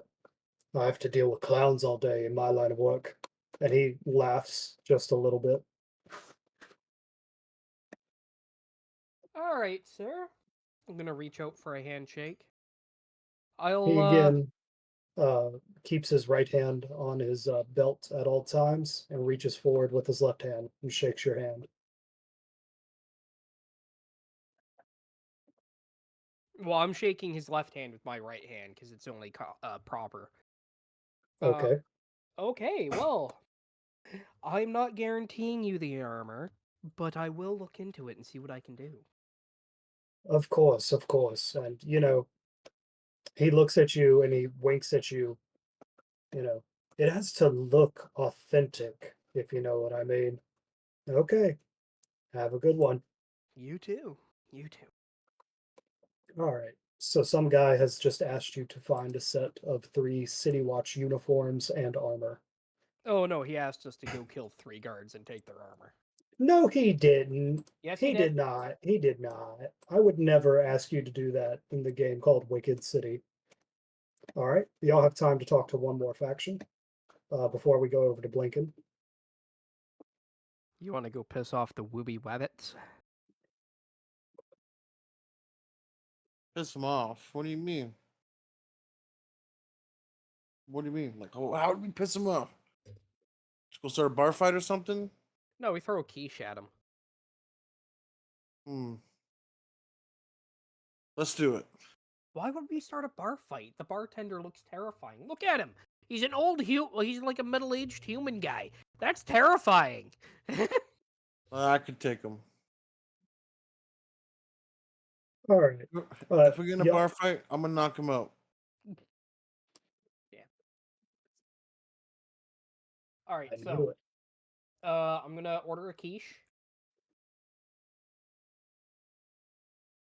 Okay.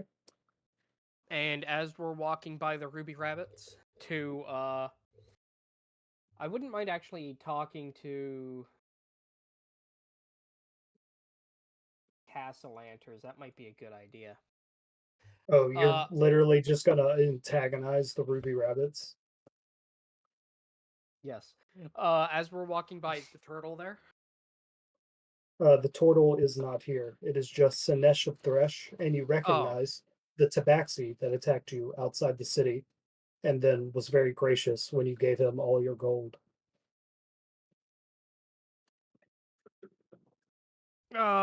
maybe I shouldn't antagonize them. I only wanted to piss off the turtle. Uh, Okay, as you walk by the table, the tabaxi waves at you and like waves you over. gonna go over.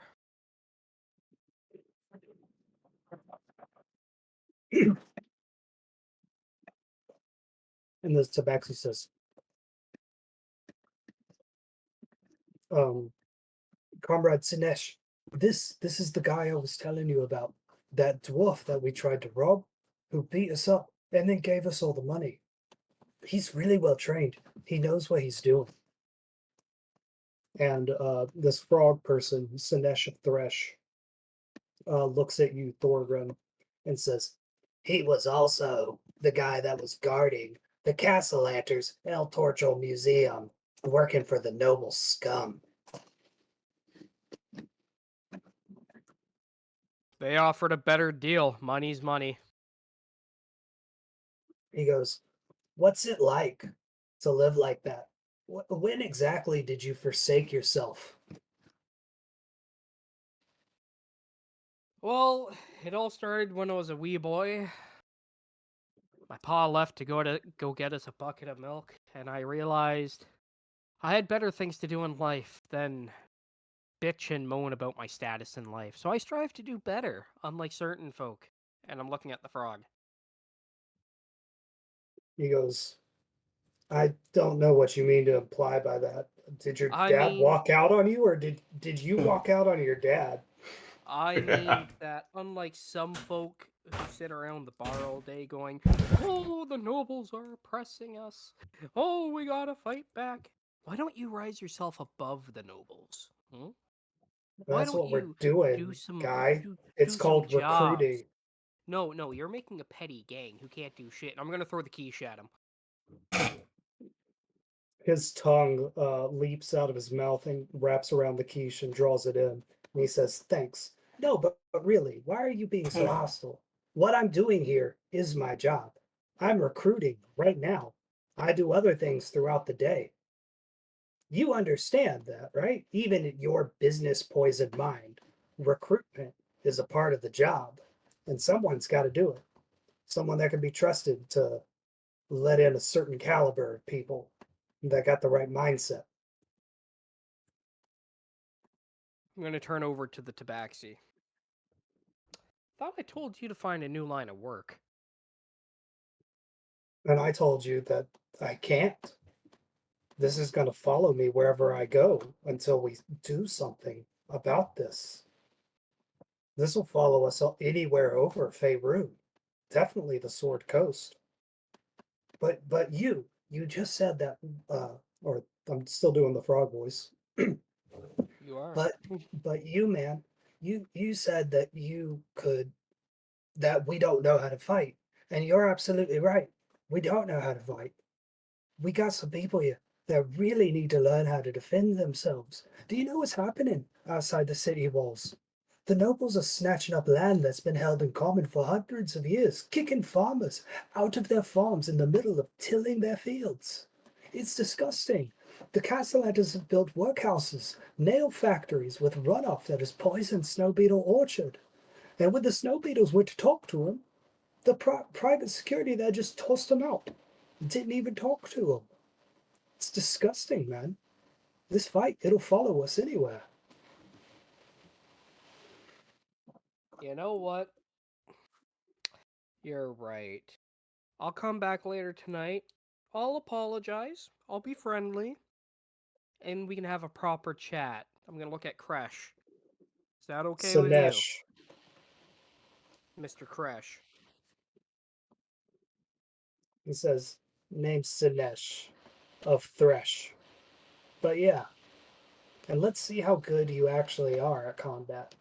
We got some scarecrows that are assaulting random farmers in Undercliff outside the city. You could take a few of our boys and show them how it's done. I'm sure we could overlook your money making opportunities. Maybe give you something you actually need: food, shelter, clothing, connection.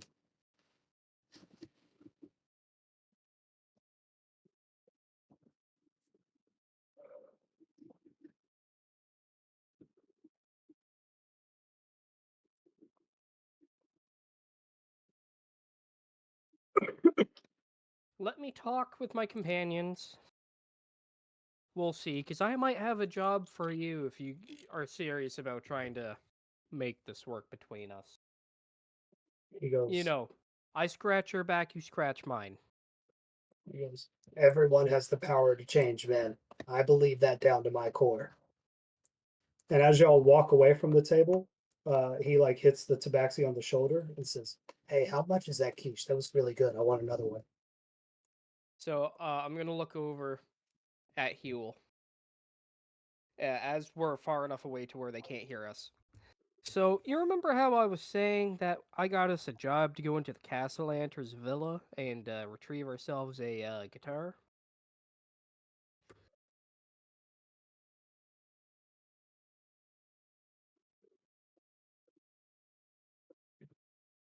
Huel says, "Yes, I do remember when you said that."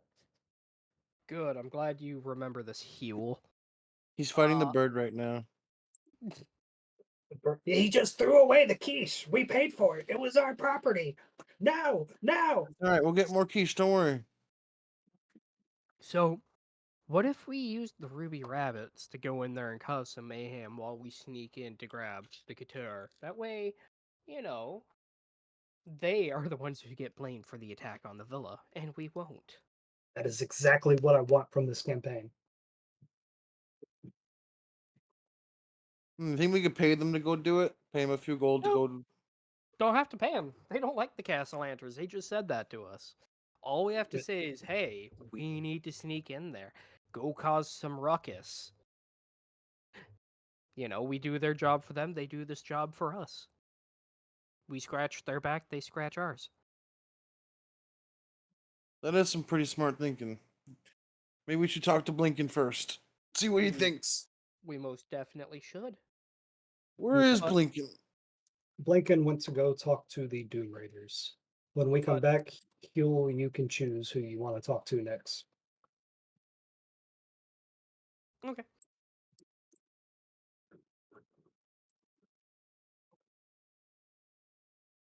All right, let me fix this map because there are some people here that shouldn't be.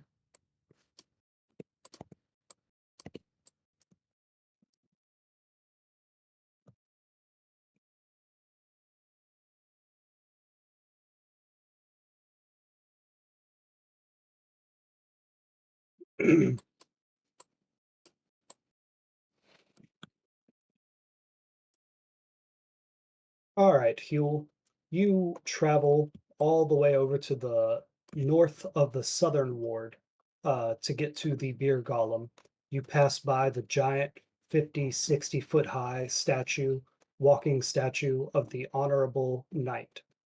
You pass by this big wizard's tower that has the sheen of magic extending out 30 feet away from the edges of its walls, and you enter into the beer golem about a block away. The beer golem's door is propped open. It's not really open right now, but they have to leave it open for deliveries and such. I assume that you just walk inside. I'll knock first. Like, hello? Hello, anybody home? Did Blinken say that or Kirby? Kirby. Oh, it's Blinken, right? Sorry. Yeah, it's Blinken's turn. I thought you said my name for a second ago. My apologies. Yeah. If I did, that's my bad. Blinken, it is you. I'll look around and I'll walk in and see if anybody's around or at the bar or something. All right, just a second. I gotta actually remember this distance and time thing that I'm doing. All right, it took you about 8 minutes to walk here. So that's not bad at all. You push the door open, you step inside. The beer golem is not open. There is no one in here except for one person behind the counter. It is Schema Weird Bottle, and he is aggressively rubbing the counter with a rag. And you smell the strong scent of some kind of chemical. I don't like ancient cleaning thing. Very strong mixture of herbs and strained things from leaves and such to make a cleaning solution. And Schema Weird Bottle is standing on a stool cleaning the counter. All right, so I approach and I'll say something like, "Hey, just a question or two here. Have you seen what's her name again? Zarog? I keep forgetting the pronunciation of the name.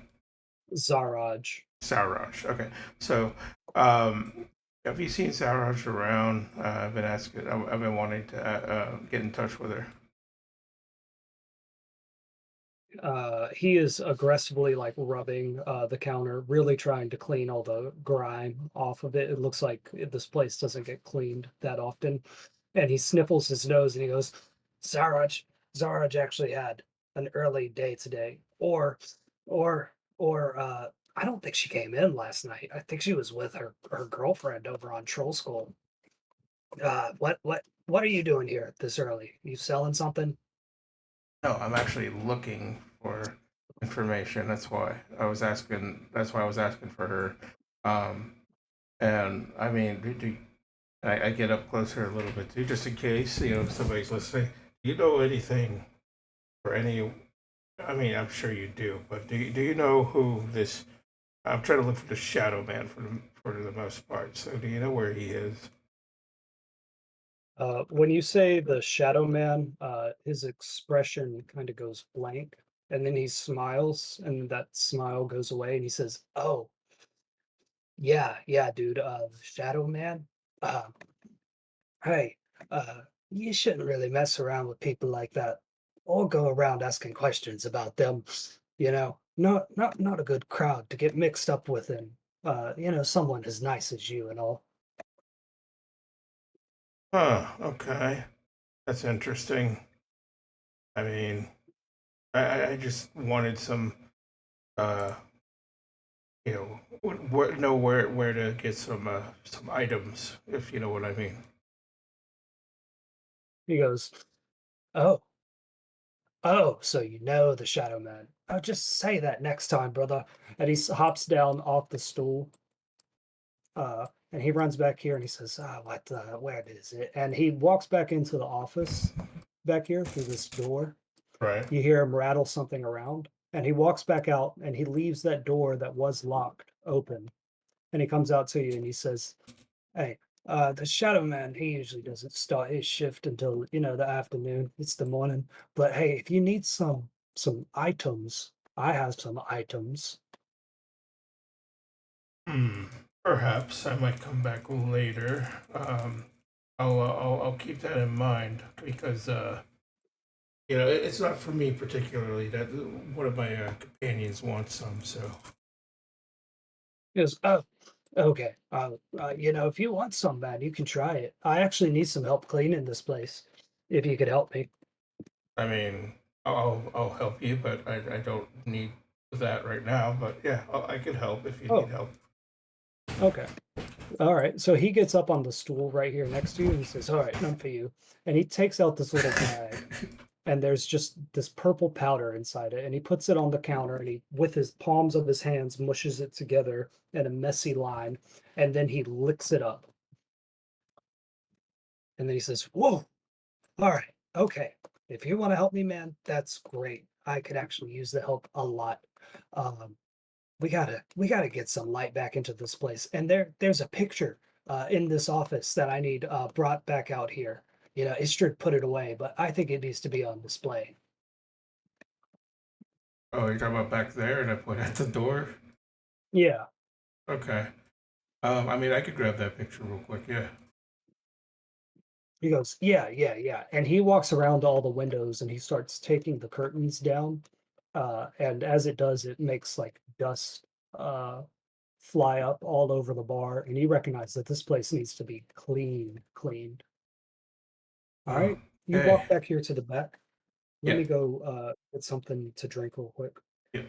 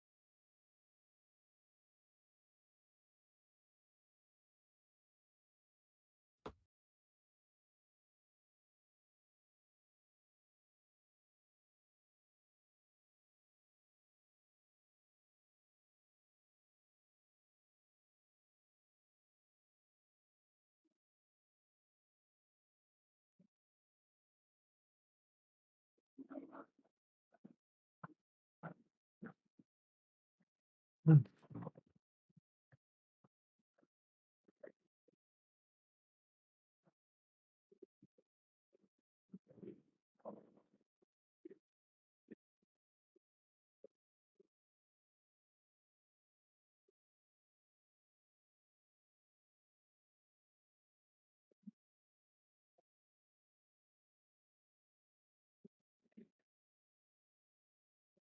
Okay. Lincoln, you ready? Yeah.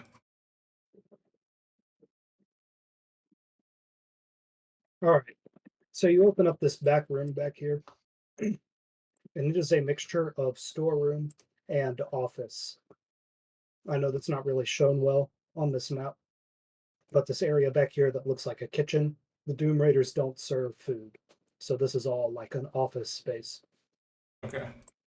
You, with your guild eyes, you would recognize scrolls that have different spreadsheets on them, input and output tables. You also notice like a thick scroll that also has bits of parchment sticking out of it. And then over here in the corner, next to the window, there's some kind of very tall, thin object that's draped in a curtain. It looks like, you know, how you would preserve a piece of art to protect it from dust. Okay. You can hear the sound of Schema Weird Bottle outside, opening up various curtains and saying things to like, saying various things like, how is there so much dust all the time? What would you like to do? I'm gonna before anything, I'll yell out and say like, "Oh, is this the picture over by the window? It's like covered." And I'm Yeah, just yeah. okay. I'm just double checking, and I'm just gonna walk around and look at the scrolls while heading Okay. towards the picture. All right. You can move your own token too. Um, so you get over to this and you see that big scroll is labeled The Broken, the Beaten, and the Damned, the Doom Raiders saga. And that is probably the same manuscript that you looked at earlier today. Right. Roll a perception check on the other scrolls. Okay.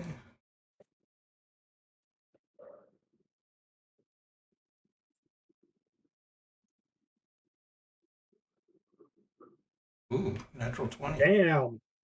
All right. So you're looking around. One of the first things you notice over here, there is actually a small safe, something that has apparent these like number sliders on it. So it's a safe with a 3-digit code, basically. Okay.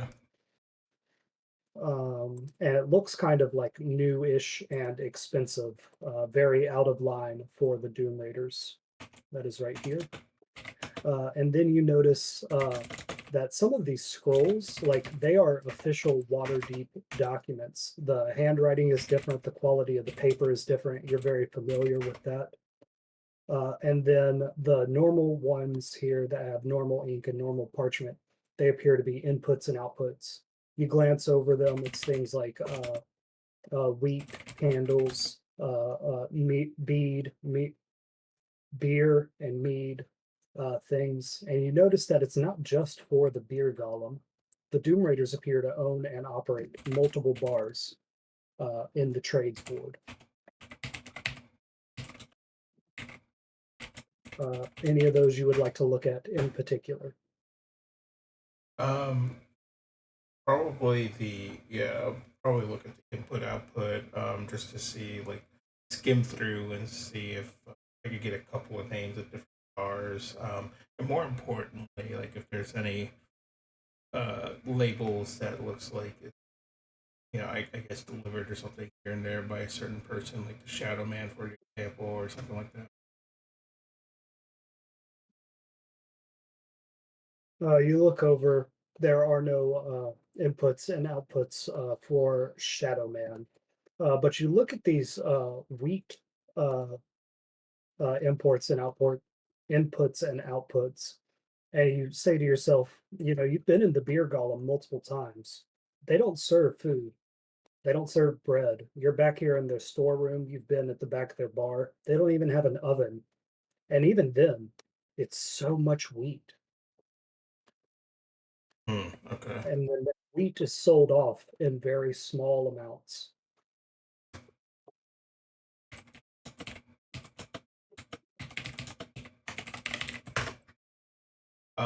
So is there any like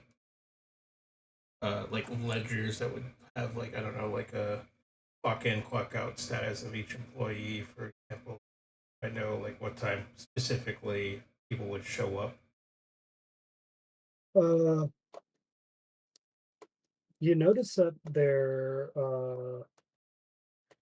You'd have to start looking through the pieces of paper. Do you want to take the time and make the noise to do that? Not right now, no. I'd probably just grab a picture after I look through it, then, if that's the case, and then head out.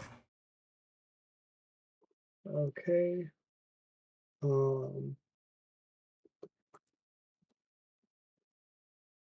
Okay, write these down for me. Okay.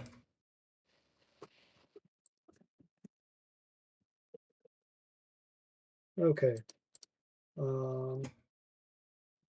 They own a tavern called the Underdark on the border of the Trades Ward and the Southern Ward. They own a tavern called the Red Gauntlet on the Way of the Dragon, and that appears to be a very successful and thriving bar.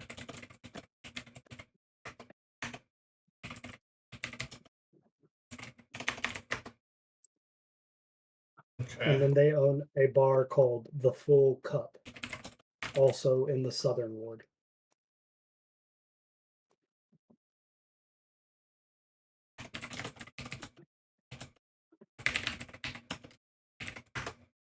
All right.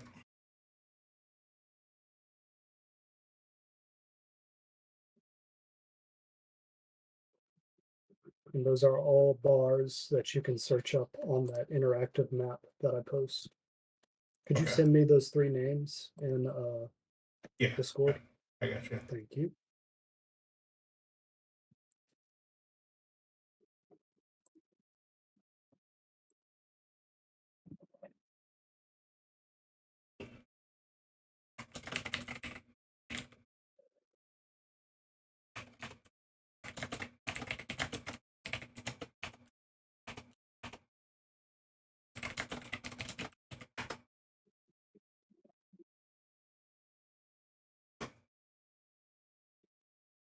Okay. And you hear a Schema Weird bottle say, "Hey man, what's taking you so long? You need help?" I don't think so. I was trying to figure it out, but I'm grabbing it now. No worries. Okay. As you leave the desk, you see that there is another drawn picture right next to that scroll labeled "The Broken, the Beaten, and the Damned," and it is a more current day rendering of the Doom Raiders. Okay.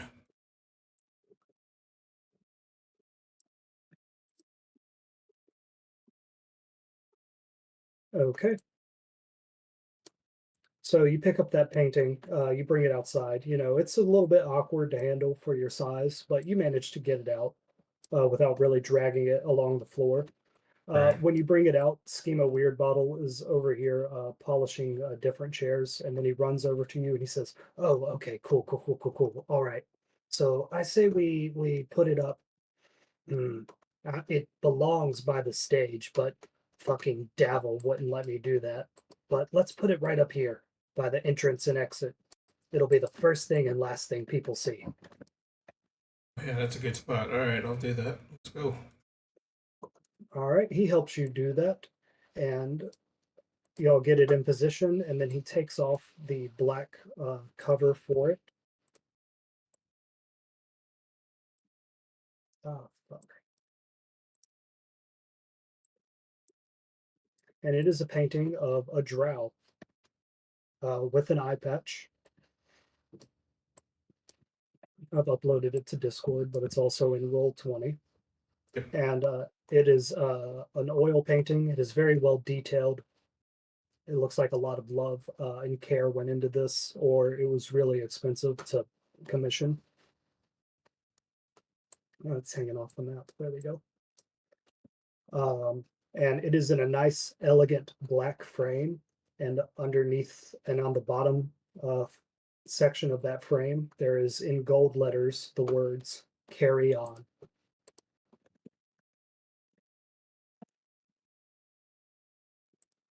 And Schemo is just admiring this painting. Man, that's a lovely painting. He goes, "Yeah, yeah, yeah." The other guys, they wanted to cheap out on it and get something more affordable, but But Froggy deserved better from us. He deserved a lot better from us.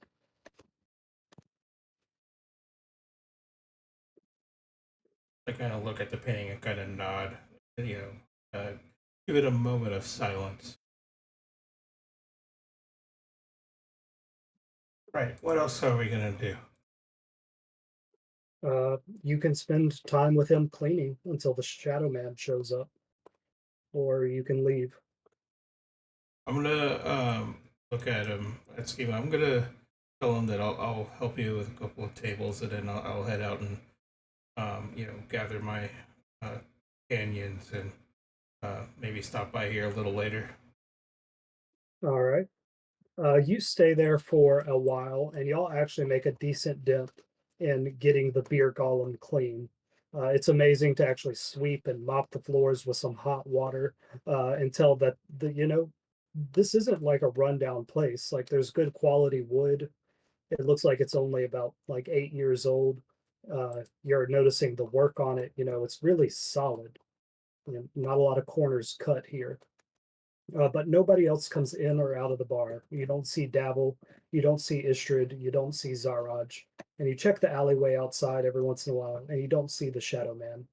You get the sense that they're not going to show up in the time you want to be here. But if you wanted to ask Schemo Weird Bottle a question or anything like that, now would be the time to do it. Yeah. So I'll after helping out a little bit, and, I'll be like, yeah, I'm gonna head back to my campaigns. But man, I thought maybe um somebody would show up, like Zaraj or um you know Shadowman or something. But whatever. Maybe I'll catch them later. Are they typically, at least with Zara, are they typically, or is she late here, or what's the normal time she usually shows up? Well, we don't all really work here. Istrid keeps the place running. I handle the warehouse mostly. And then Dabble's, our finance guy. Well, not really. He's bad with numbers, but he knows how to talk to the nobles and the guild masters. Oh, okay. So, the bar will be opening, later. Come by around sundown. The whole group will be here. They'll probably be playing on stage. Not me though. Well, perfect. Not Maybe not a I'll. sellout. Yeah, maybe I'll stop by later and maybe bring the crew and have a good time later. Okay. He says, all right, Matt. I'll be sure to tell Davy and Istrid that you showed up. Yeah, appreciate it. I'll see you around. All right. You exit the beer golem and you begin walking back towards the yawning portal. It's not going to be that long of a walk, but as you get over here, you hear a voice say, G was asking questions about me, mate. Getting really tired of you and your friends asking questions. And you look behind you, and standing in an alleyway is the Shadow Man. What do you say to him? I'll say, well, that wasn't nice of you to shoot us, yesterday. Hey, hey, I told you what I wanted to do, and you did what you wanted to do. And he bashes his fists together, and it actually makes a pretty loud sound, like, you just hit a tree with the flat side of an axe. So sometimes those things just crash together. Right. So, you know, I know we had our differences, but you did shoot at us. So I was just wondering why. I didn't Why shoot at you or it your was in the buddies. it I was in the shot at middle. Rainier. Did I hit any of you, or did I hit where Rainier was standing before your little goblin buddy tackled him? Fair point. Right, that is a fair point, man. I haven't done you no harm, nor any of your friends. Just doing my job is all. But hey, if you're so curious, I'd love to let you in on it. I just need to know how much I can trust you. Are you going to shoot at me? No, it's you who's going to be doing the shooting. See, there's this person high up in the city watch, some kind of artificer. Been asking questions around. Even been scoping down here in the trades ward. I want to take it out. You get some blood on your hands, and that shows me that you're serious. And if you're serious, well, then I'll answer some questions. Where's this person? She goes by the name the Artificer. She hangs out at the Yawning Portal a lot. She's at Blackstaff Tower a lot too. Scope driving all around this city in a fancy self-driving cart. But get this, she's an old soul. Every night that there's a full moon, uh, down in the southern ward, there's this event called the Moon Sphere. Every full moon, this area of the southern ward is charmed by magic, and people can float. She likes to go up there, get closer to the stars. You should make sure it's the last thing she sees. Okay.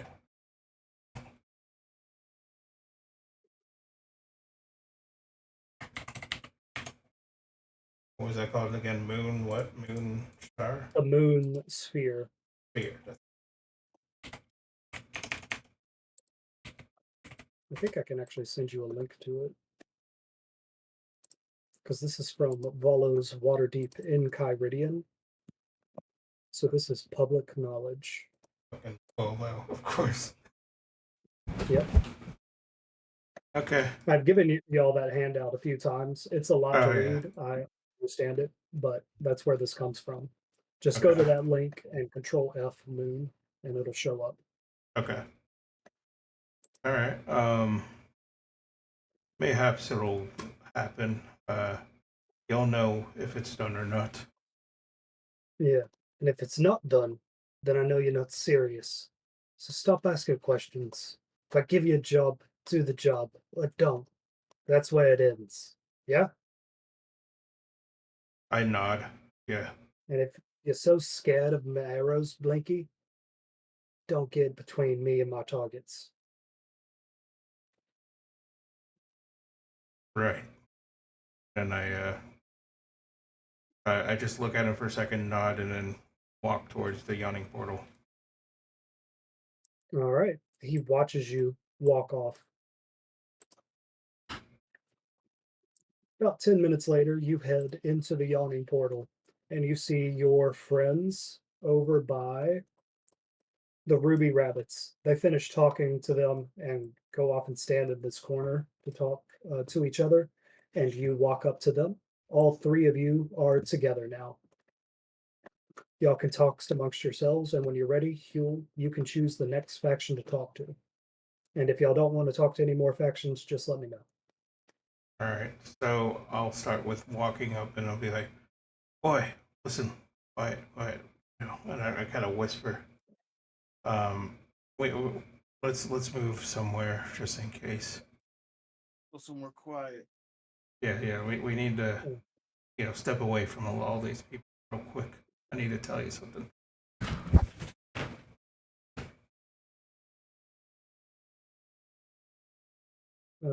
Y'all can move your tokens wherever you want.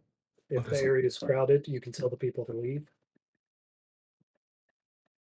Okay, so I'm gonna say we'll head back in a corner. And I guess I'll go to Savoy McGee if he's still there and be like, "Hey, can you move for a minute? I gotta talk to these guys real quick. Kind of a personal thing." Oh, yeah.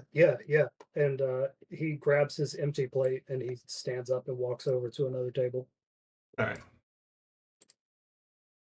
So I'll whisper and be like, "Listen, I was over at the beer golem asking around, and Shadow Man showed up, and he wasn't happy with what we did, even though I told him a shot at us.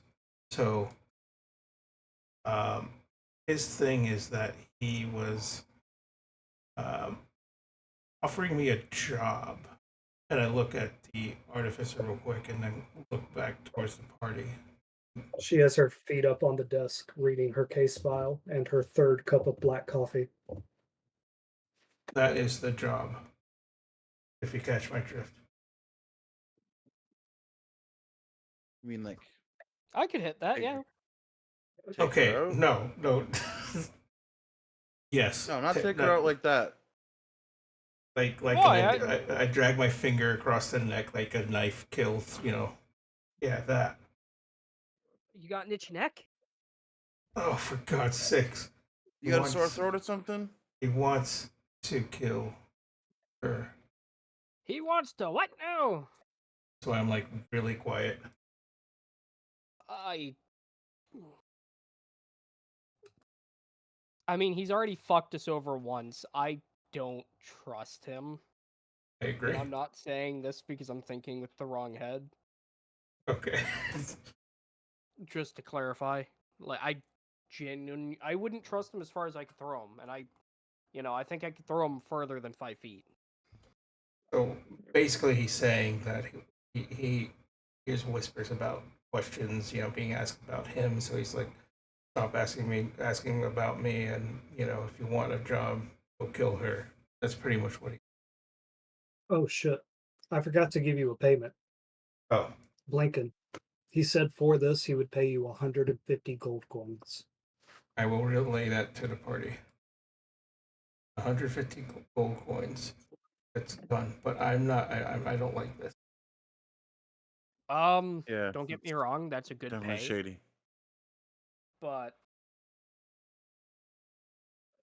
look, I'm all for theft and everything, but I draw the line at drugs. I'm cool with smuggling. I'm cool with, racketeering, laundering. Drugs are bad, okay? Yeah, you're just a chill guy who likes to launder, you know? Yeah. I like to hang out in the local McDonald's. Yeah. So we have to choose which one we're helping then, because it sounds like he's going to try to off her anyways, and she's going to go after him anyways. So why don't we help her get him? I do like that idea because we obviously know where he would be anyway, and he did mention that she would be at that spot for the Moon Sphere event. So, but I think we should go after him, obviously. And yeah, and it feels like with what we're doing, it might not hurt to have someone who has a hand in law enforcement in our pocket as a quick contact. That way, if we can't deal with something our way, maybe we can deal with it legally. Air quotes. Yeah, it's a good option. I like that better. So, who had the silk root powder? Because we can just do that thing right now. I had a bunch of it. Would you? Bought a bunch. Would you be opposed to surrendering it? I mean, I bought it to just resell it to make more money. So I mean, he doesn't. He doesn't we'd like. be making money off of this anyways. So Yeah, it's me. So if money's involved, he'll pass it to you. He like looks to the left, looks to the right for city guards. Like passes it all shady. I'll be right back. Yep. Well, that's inconvenient. You didn't get it from me, Thorgan. No. It's okay. I didn't get it from you. Immediately walks over to Lady Grey, starts pointing at Hugh. Yeah, I got it from him over there. He's the distributor. Yeah, he gave it to me to give to you.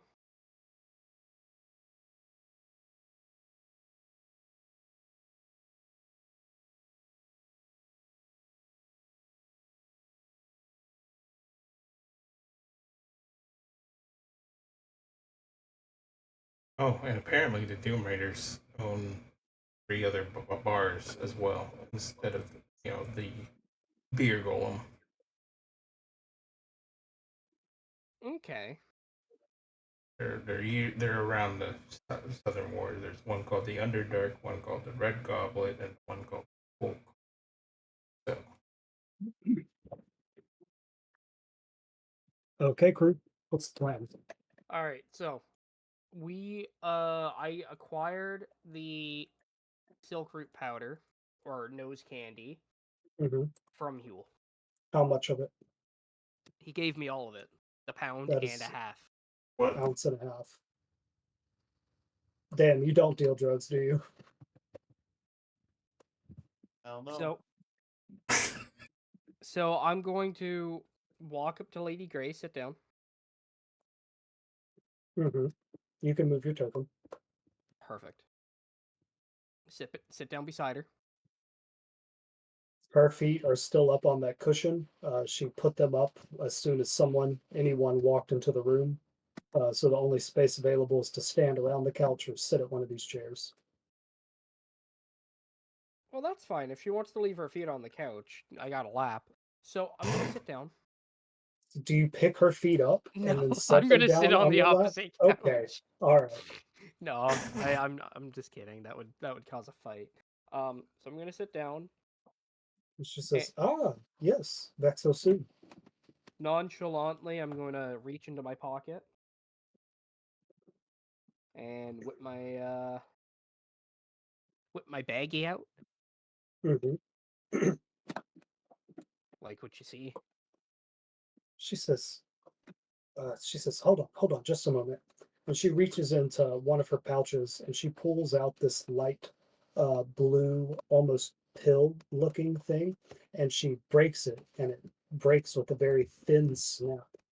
And then you notice that the area around you becomes quieter. Both of you, the edges of your movement become blurred, and she seems to have somehow cast pass without trace, meaning that people will just kind of overlook you over here in the corner. She says, "Yes, yes, hand that here, please." I hand What's her your my name, bag. by the way? Uh, Call me Grun. Grun. Fantastic. You can call me Artie. She opens the bag and she says, "Yes, yes." Ah! She opened my bag! Ah! What? I said I hand her my bag. I didn't say I handed her the bag. The bag? Yeah, I knew what you meant now. I, I sorry. You hand her what? Oh, yeah, your I bag with the hand her the fucking baggie. abyssal pins in it.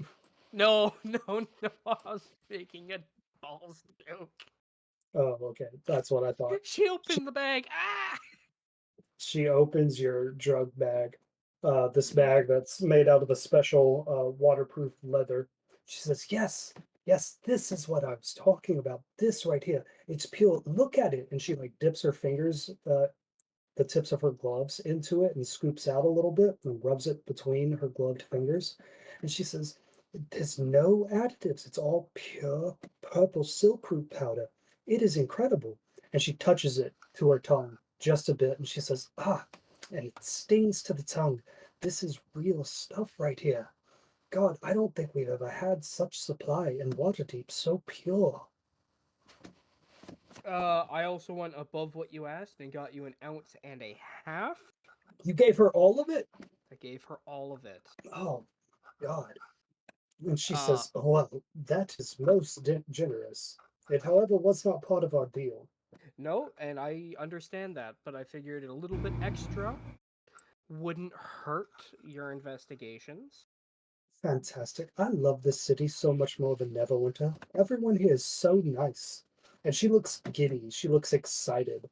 Um, she has like a lead on her case.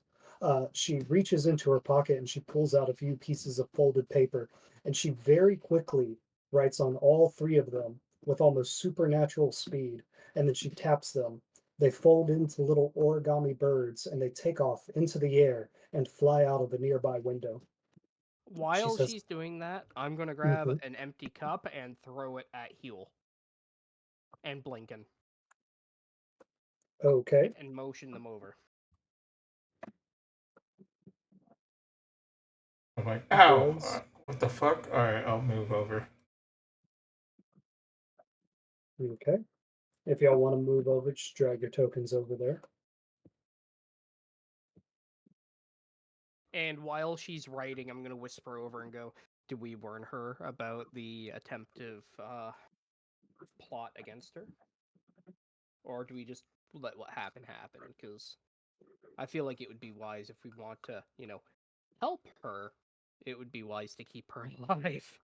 I mean, I'm okay with warning him. I don't trust the Shadow Man. Okie dokie.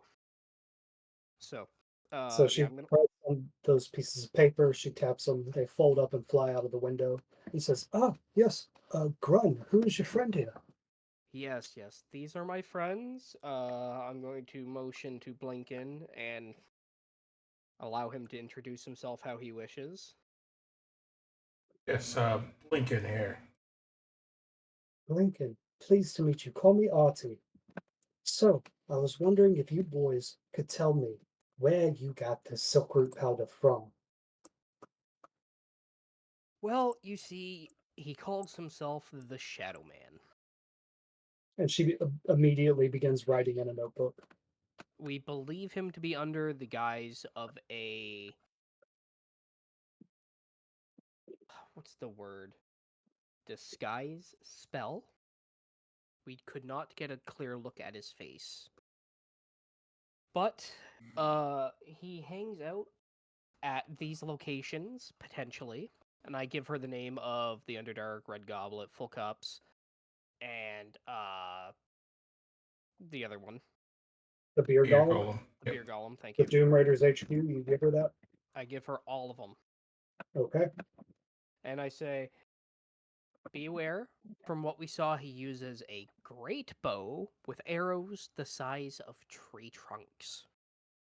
Or, like, sapling trees. Okay. Big fucking I was going arrows! to say Thorgrim. There's no need to be exaggerative here. Like, big fucking arrows, right? So, Mhm. I also give her the alleyway we first encountered him at. That would be the alley right outside the beer golem. Yep. Okay. And I'm going to give her a full, detailed description of what he looked like at the time. Mm-hmm. And Half orc after, with green skin. yep. And I'm going to look at her and be like, "Oh, by the way, we also gathered some intel regarding that. Oh, please give me everything, Grum. He wants you dead. Excuse me. He, Blinken nods after that. Yeah, that's true. yeah. He offered a job, from what we heard. Uh, Asking for your head, saying that you are getting too far into his business. Well, making threats against a member of Force Grey. That is against one of the many rules in the Code Legal, and that is a lot easier to get him on than dealing silkroot powder. Because, as you said, he is disguised, and I doubt if he knew we were onto him, we'd be able to catch him with the same disguise self spell. So it'd be hard to pin him down. But if we could draw him out during this assassination plot, well, that'd be a lot more concrete and easier to capture him. Well, every time we've encountered him, he's had the same disguise. She says, yes, the people that cast that spell quite often find it easier to cast the same disguise over and over again, but it is not but a mere second's more thought to come up with a completely new disguise. Yes, but what I'm saying is that he might not know that you now know what the disguise Oh, looks like. interesting. Well, I certainly have a busy day. I have to test this powder and run some experiments with it, and also make my way over to the southern ward and stick to my same schedule. I hope that I could count on you to perhaps capture the Shadow Man for me. And she's going to make a charisma check. You want us to capture him? She says, with her 12 charisma check, says, maybe, and she says, looking directly at you, Thorgrim, maybe I just need a knight in shining armor to protect me. If you could capture this man, I could find out who his supplier is and shut his whole operation down.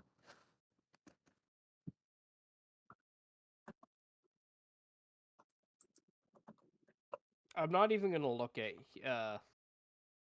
Blinken. Deal. We got him. All bonded good. All right, she reaches out with her hand to shake your hand. Shake her hand. All right, and this is actually the opposite hand that you showed the last time.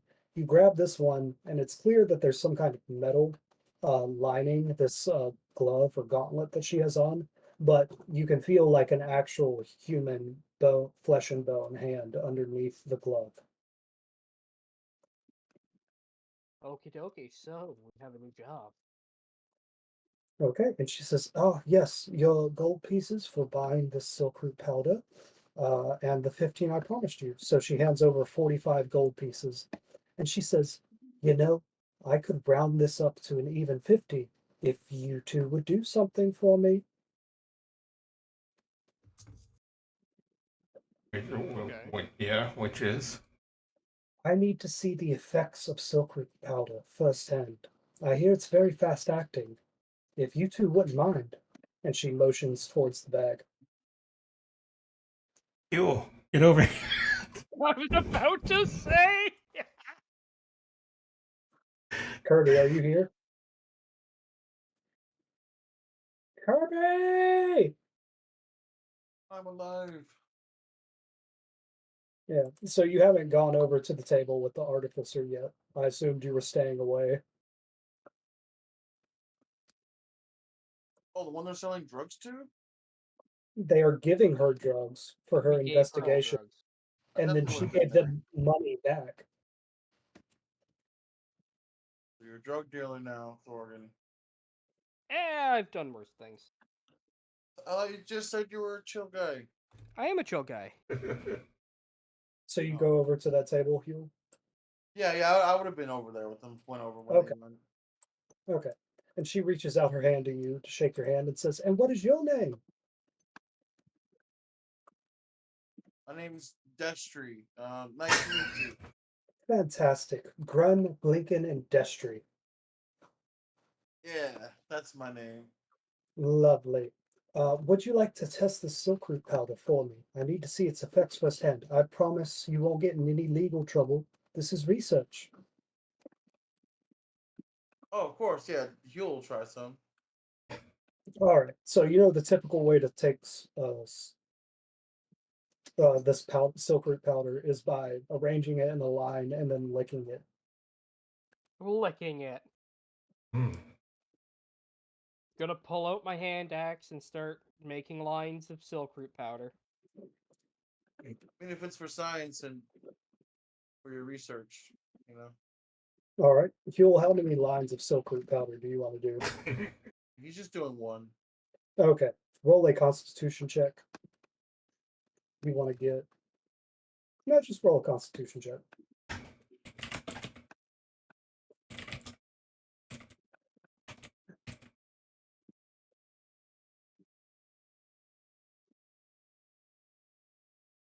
Did that not roll? What's happening? You didn't roll? The roll 20 didn't go through there? Nope. Oh, there it went. 9. 9. Took Okay. forever. So you had no negative reaction to this. Um, Uh-huh. Oh, I was gonna say I'll do one too. Okay. Since he's like Fantastic. a halfling, he's like just a little, whoa, light-headed there, you know? Yeah. Thorgrim, you roll a constitution check. I'm gonna willingly fail it. Okay. Damn. For You'll science. Damn. you do feel a little Science. bit lightheaded. Your fingers twitch a little bit, and the fire behind you becomes like extremely warm. Like you can feel it, and just even like swaying a little bit away from it feels like the temperature is changing like 10 degrees. Thorgrim, you, however, let this stuff overtake you. And your perception goes up by 1, and any dexterity checks you would do, including attacks, go up by 1. Ooh. This effect lasts for a little bit. Both of your eyes go wide, The artificer starts noting your physical reactions down and then asks you how it feels. You describe it to her, and she says, And have either of you done silk root powder before? I hear you can build up a tolerance. Nope. Nope. Drugs are bad, okay? Yeah, he was like holding his stomach. He's like, I think I'm good. Okay, okay. And one more question. Do people typically come up to you and ask you to assassinate members of Waterdeep's city employees? No, Who said we were the ones hired? How did you find out about this assassination job from a drug dealer? Gonna look at Blinken. I mean, I've heard the the other places there, the Full Cup and all that. I was uh, there earlier, like last night, and they were looking at me, the Doom Raiders, and I noticed some guy look at me, the Shadow Man, and they mentioned something about you want a job, and I'm like not particularly what it is. What is this job? Like Hmm. you know we're looking for this artificer lady, and I'm like who? Hmm. I'm like I don't know who that is, and he's like I'll offer you 100 gold or something, and I'm like no, I'm not gonna kill someone. That's just wrong. Oh my, that sounds quite scary. Had you worked for these Doom Raiders or Shadow Men before? No, I frequent their, the beer garden sometimes. I don't actually. Perception check. Yeah,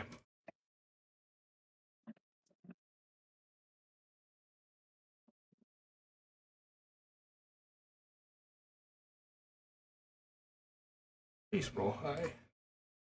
I'll take it. 21. Very good, man. So she says, my. Well, this will be a certainly quick, sloppy operation to wrap up if they run their mouths like that. The Tomb Raiders, such a shame that they've gotten into criminality now.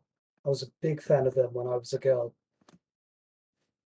Anyway, tally ho, boys, and I'll be in position, and she does like finger quotes, in the southern ward at around shortly before sunset.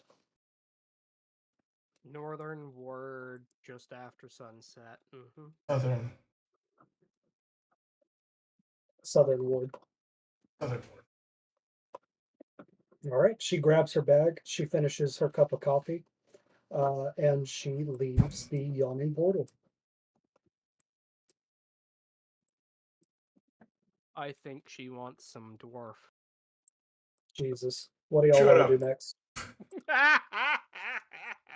Um, Sorry, that was a reference to another campaign. yeah, that was. So, Lincoln will like take a sigh of relief after that, and like looking at the group and they're like, well, what do you all want to do? Oh, real quick, with the questions she asked, you guys reflect upon whether or not it's a good idea to get in business with a cop.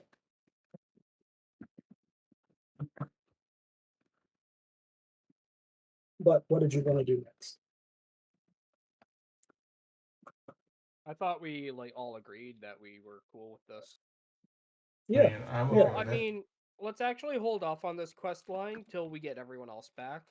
yeah. I'm imagining this is going to take 2 sessions. Yeah, probably be like Yeah. a good 2 session job anyway. Um,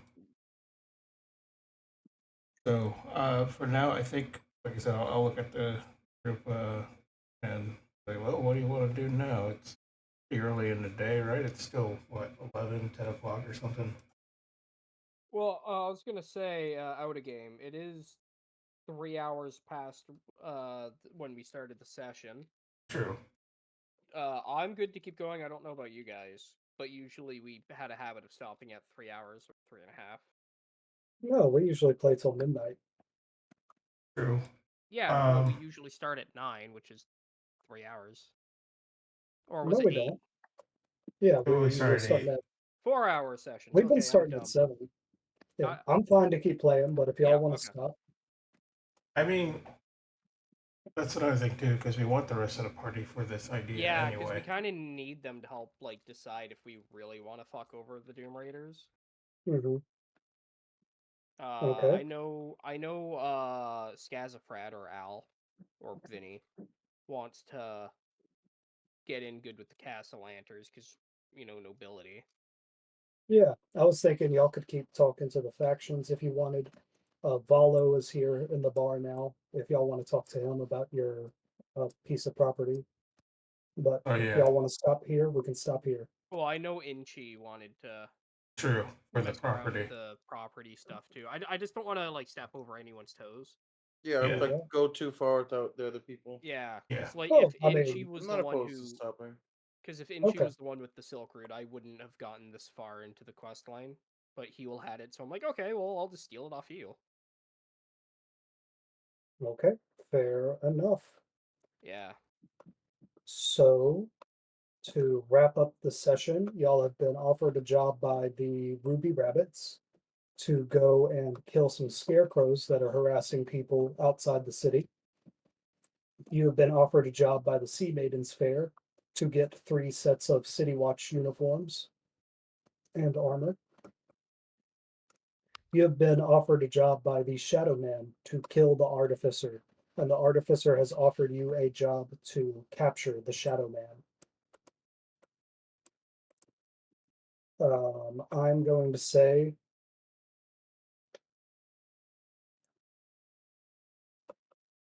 oh, and you helped Schema Weird Bottle clean the beer Beard golem. golem. Yeah. hmm so I'm going to say so far you have earned +1 renown for the Artificer for giving her the Silk Root powder and the name of the dealer. And you get +1 renown with the Doom Raiders for helping clean their bar.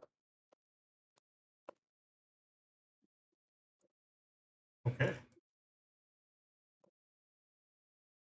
Okay, I think this was really fun. I had a lot of fun. And we will pick back up probably in the new year to continue on with this roleplay session. Yeah, that's fair. And I'll go ahead and raid someone out, and thank you all for Nice. watching. We Thank you might for end up doing the watching combat Wicked next City. session for the scarecrows. Just so you hmm know. Okay, yeah, fair enough. That's probably going to be one of those quick and easy combat things. Yeah. But since y'all liked, I might turn that Artificer Shadow Man conflict into like an actual combat thing That would because be, I think yeah. yeah, I think that'd be a cool setting for a fight.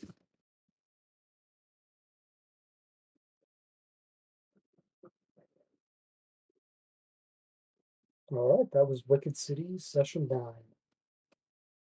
All right. And I'll Oh yeah, it's upload fun. this at some point on YouTube, of course, and then I'll raid someone, and we'll Nice. see you in a couple of weeks. And yep, I'll get those edited. I want to post these episodes to Reddit. They have a Dragon Heist subreddit. Oh, that's cool. Yeah.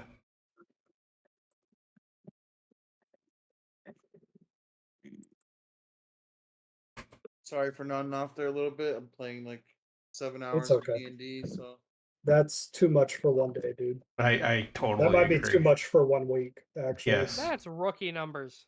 You shut up. All right. Thank you all for watching. Hey man, when I first started D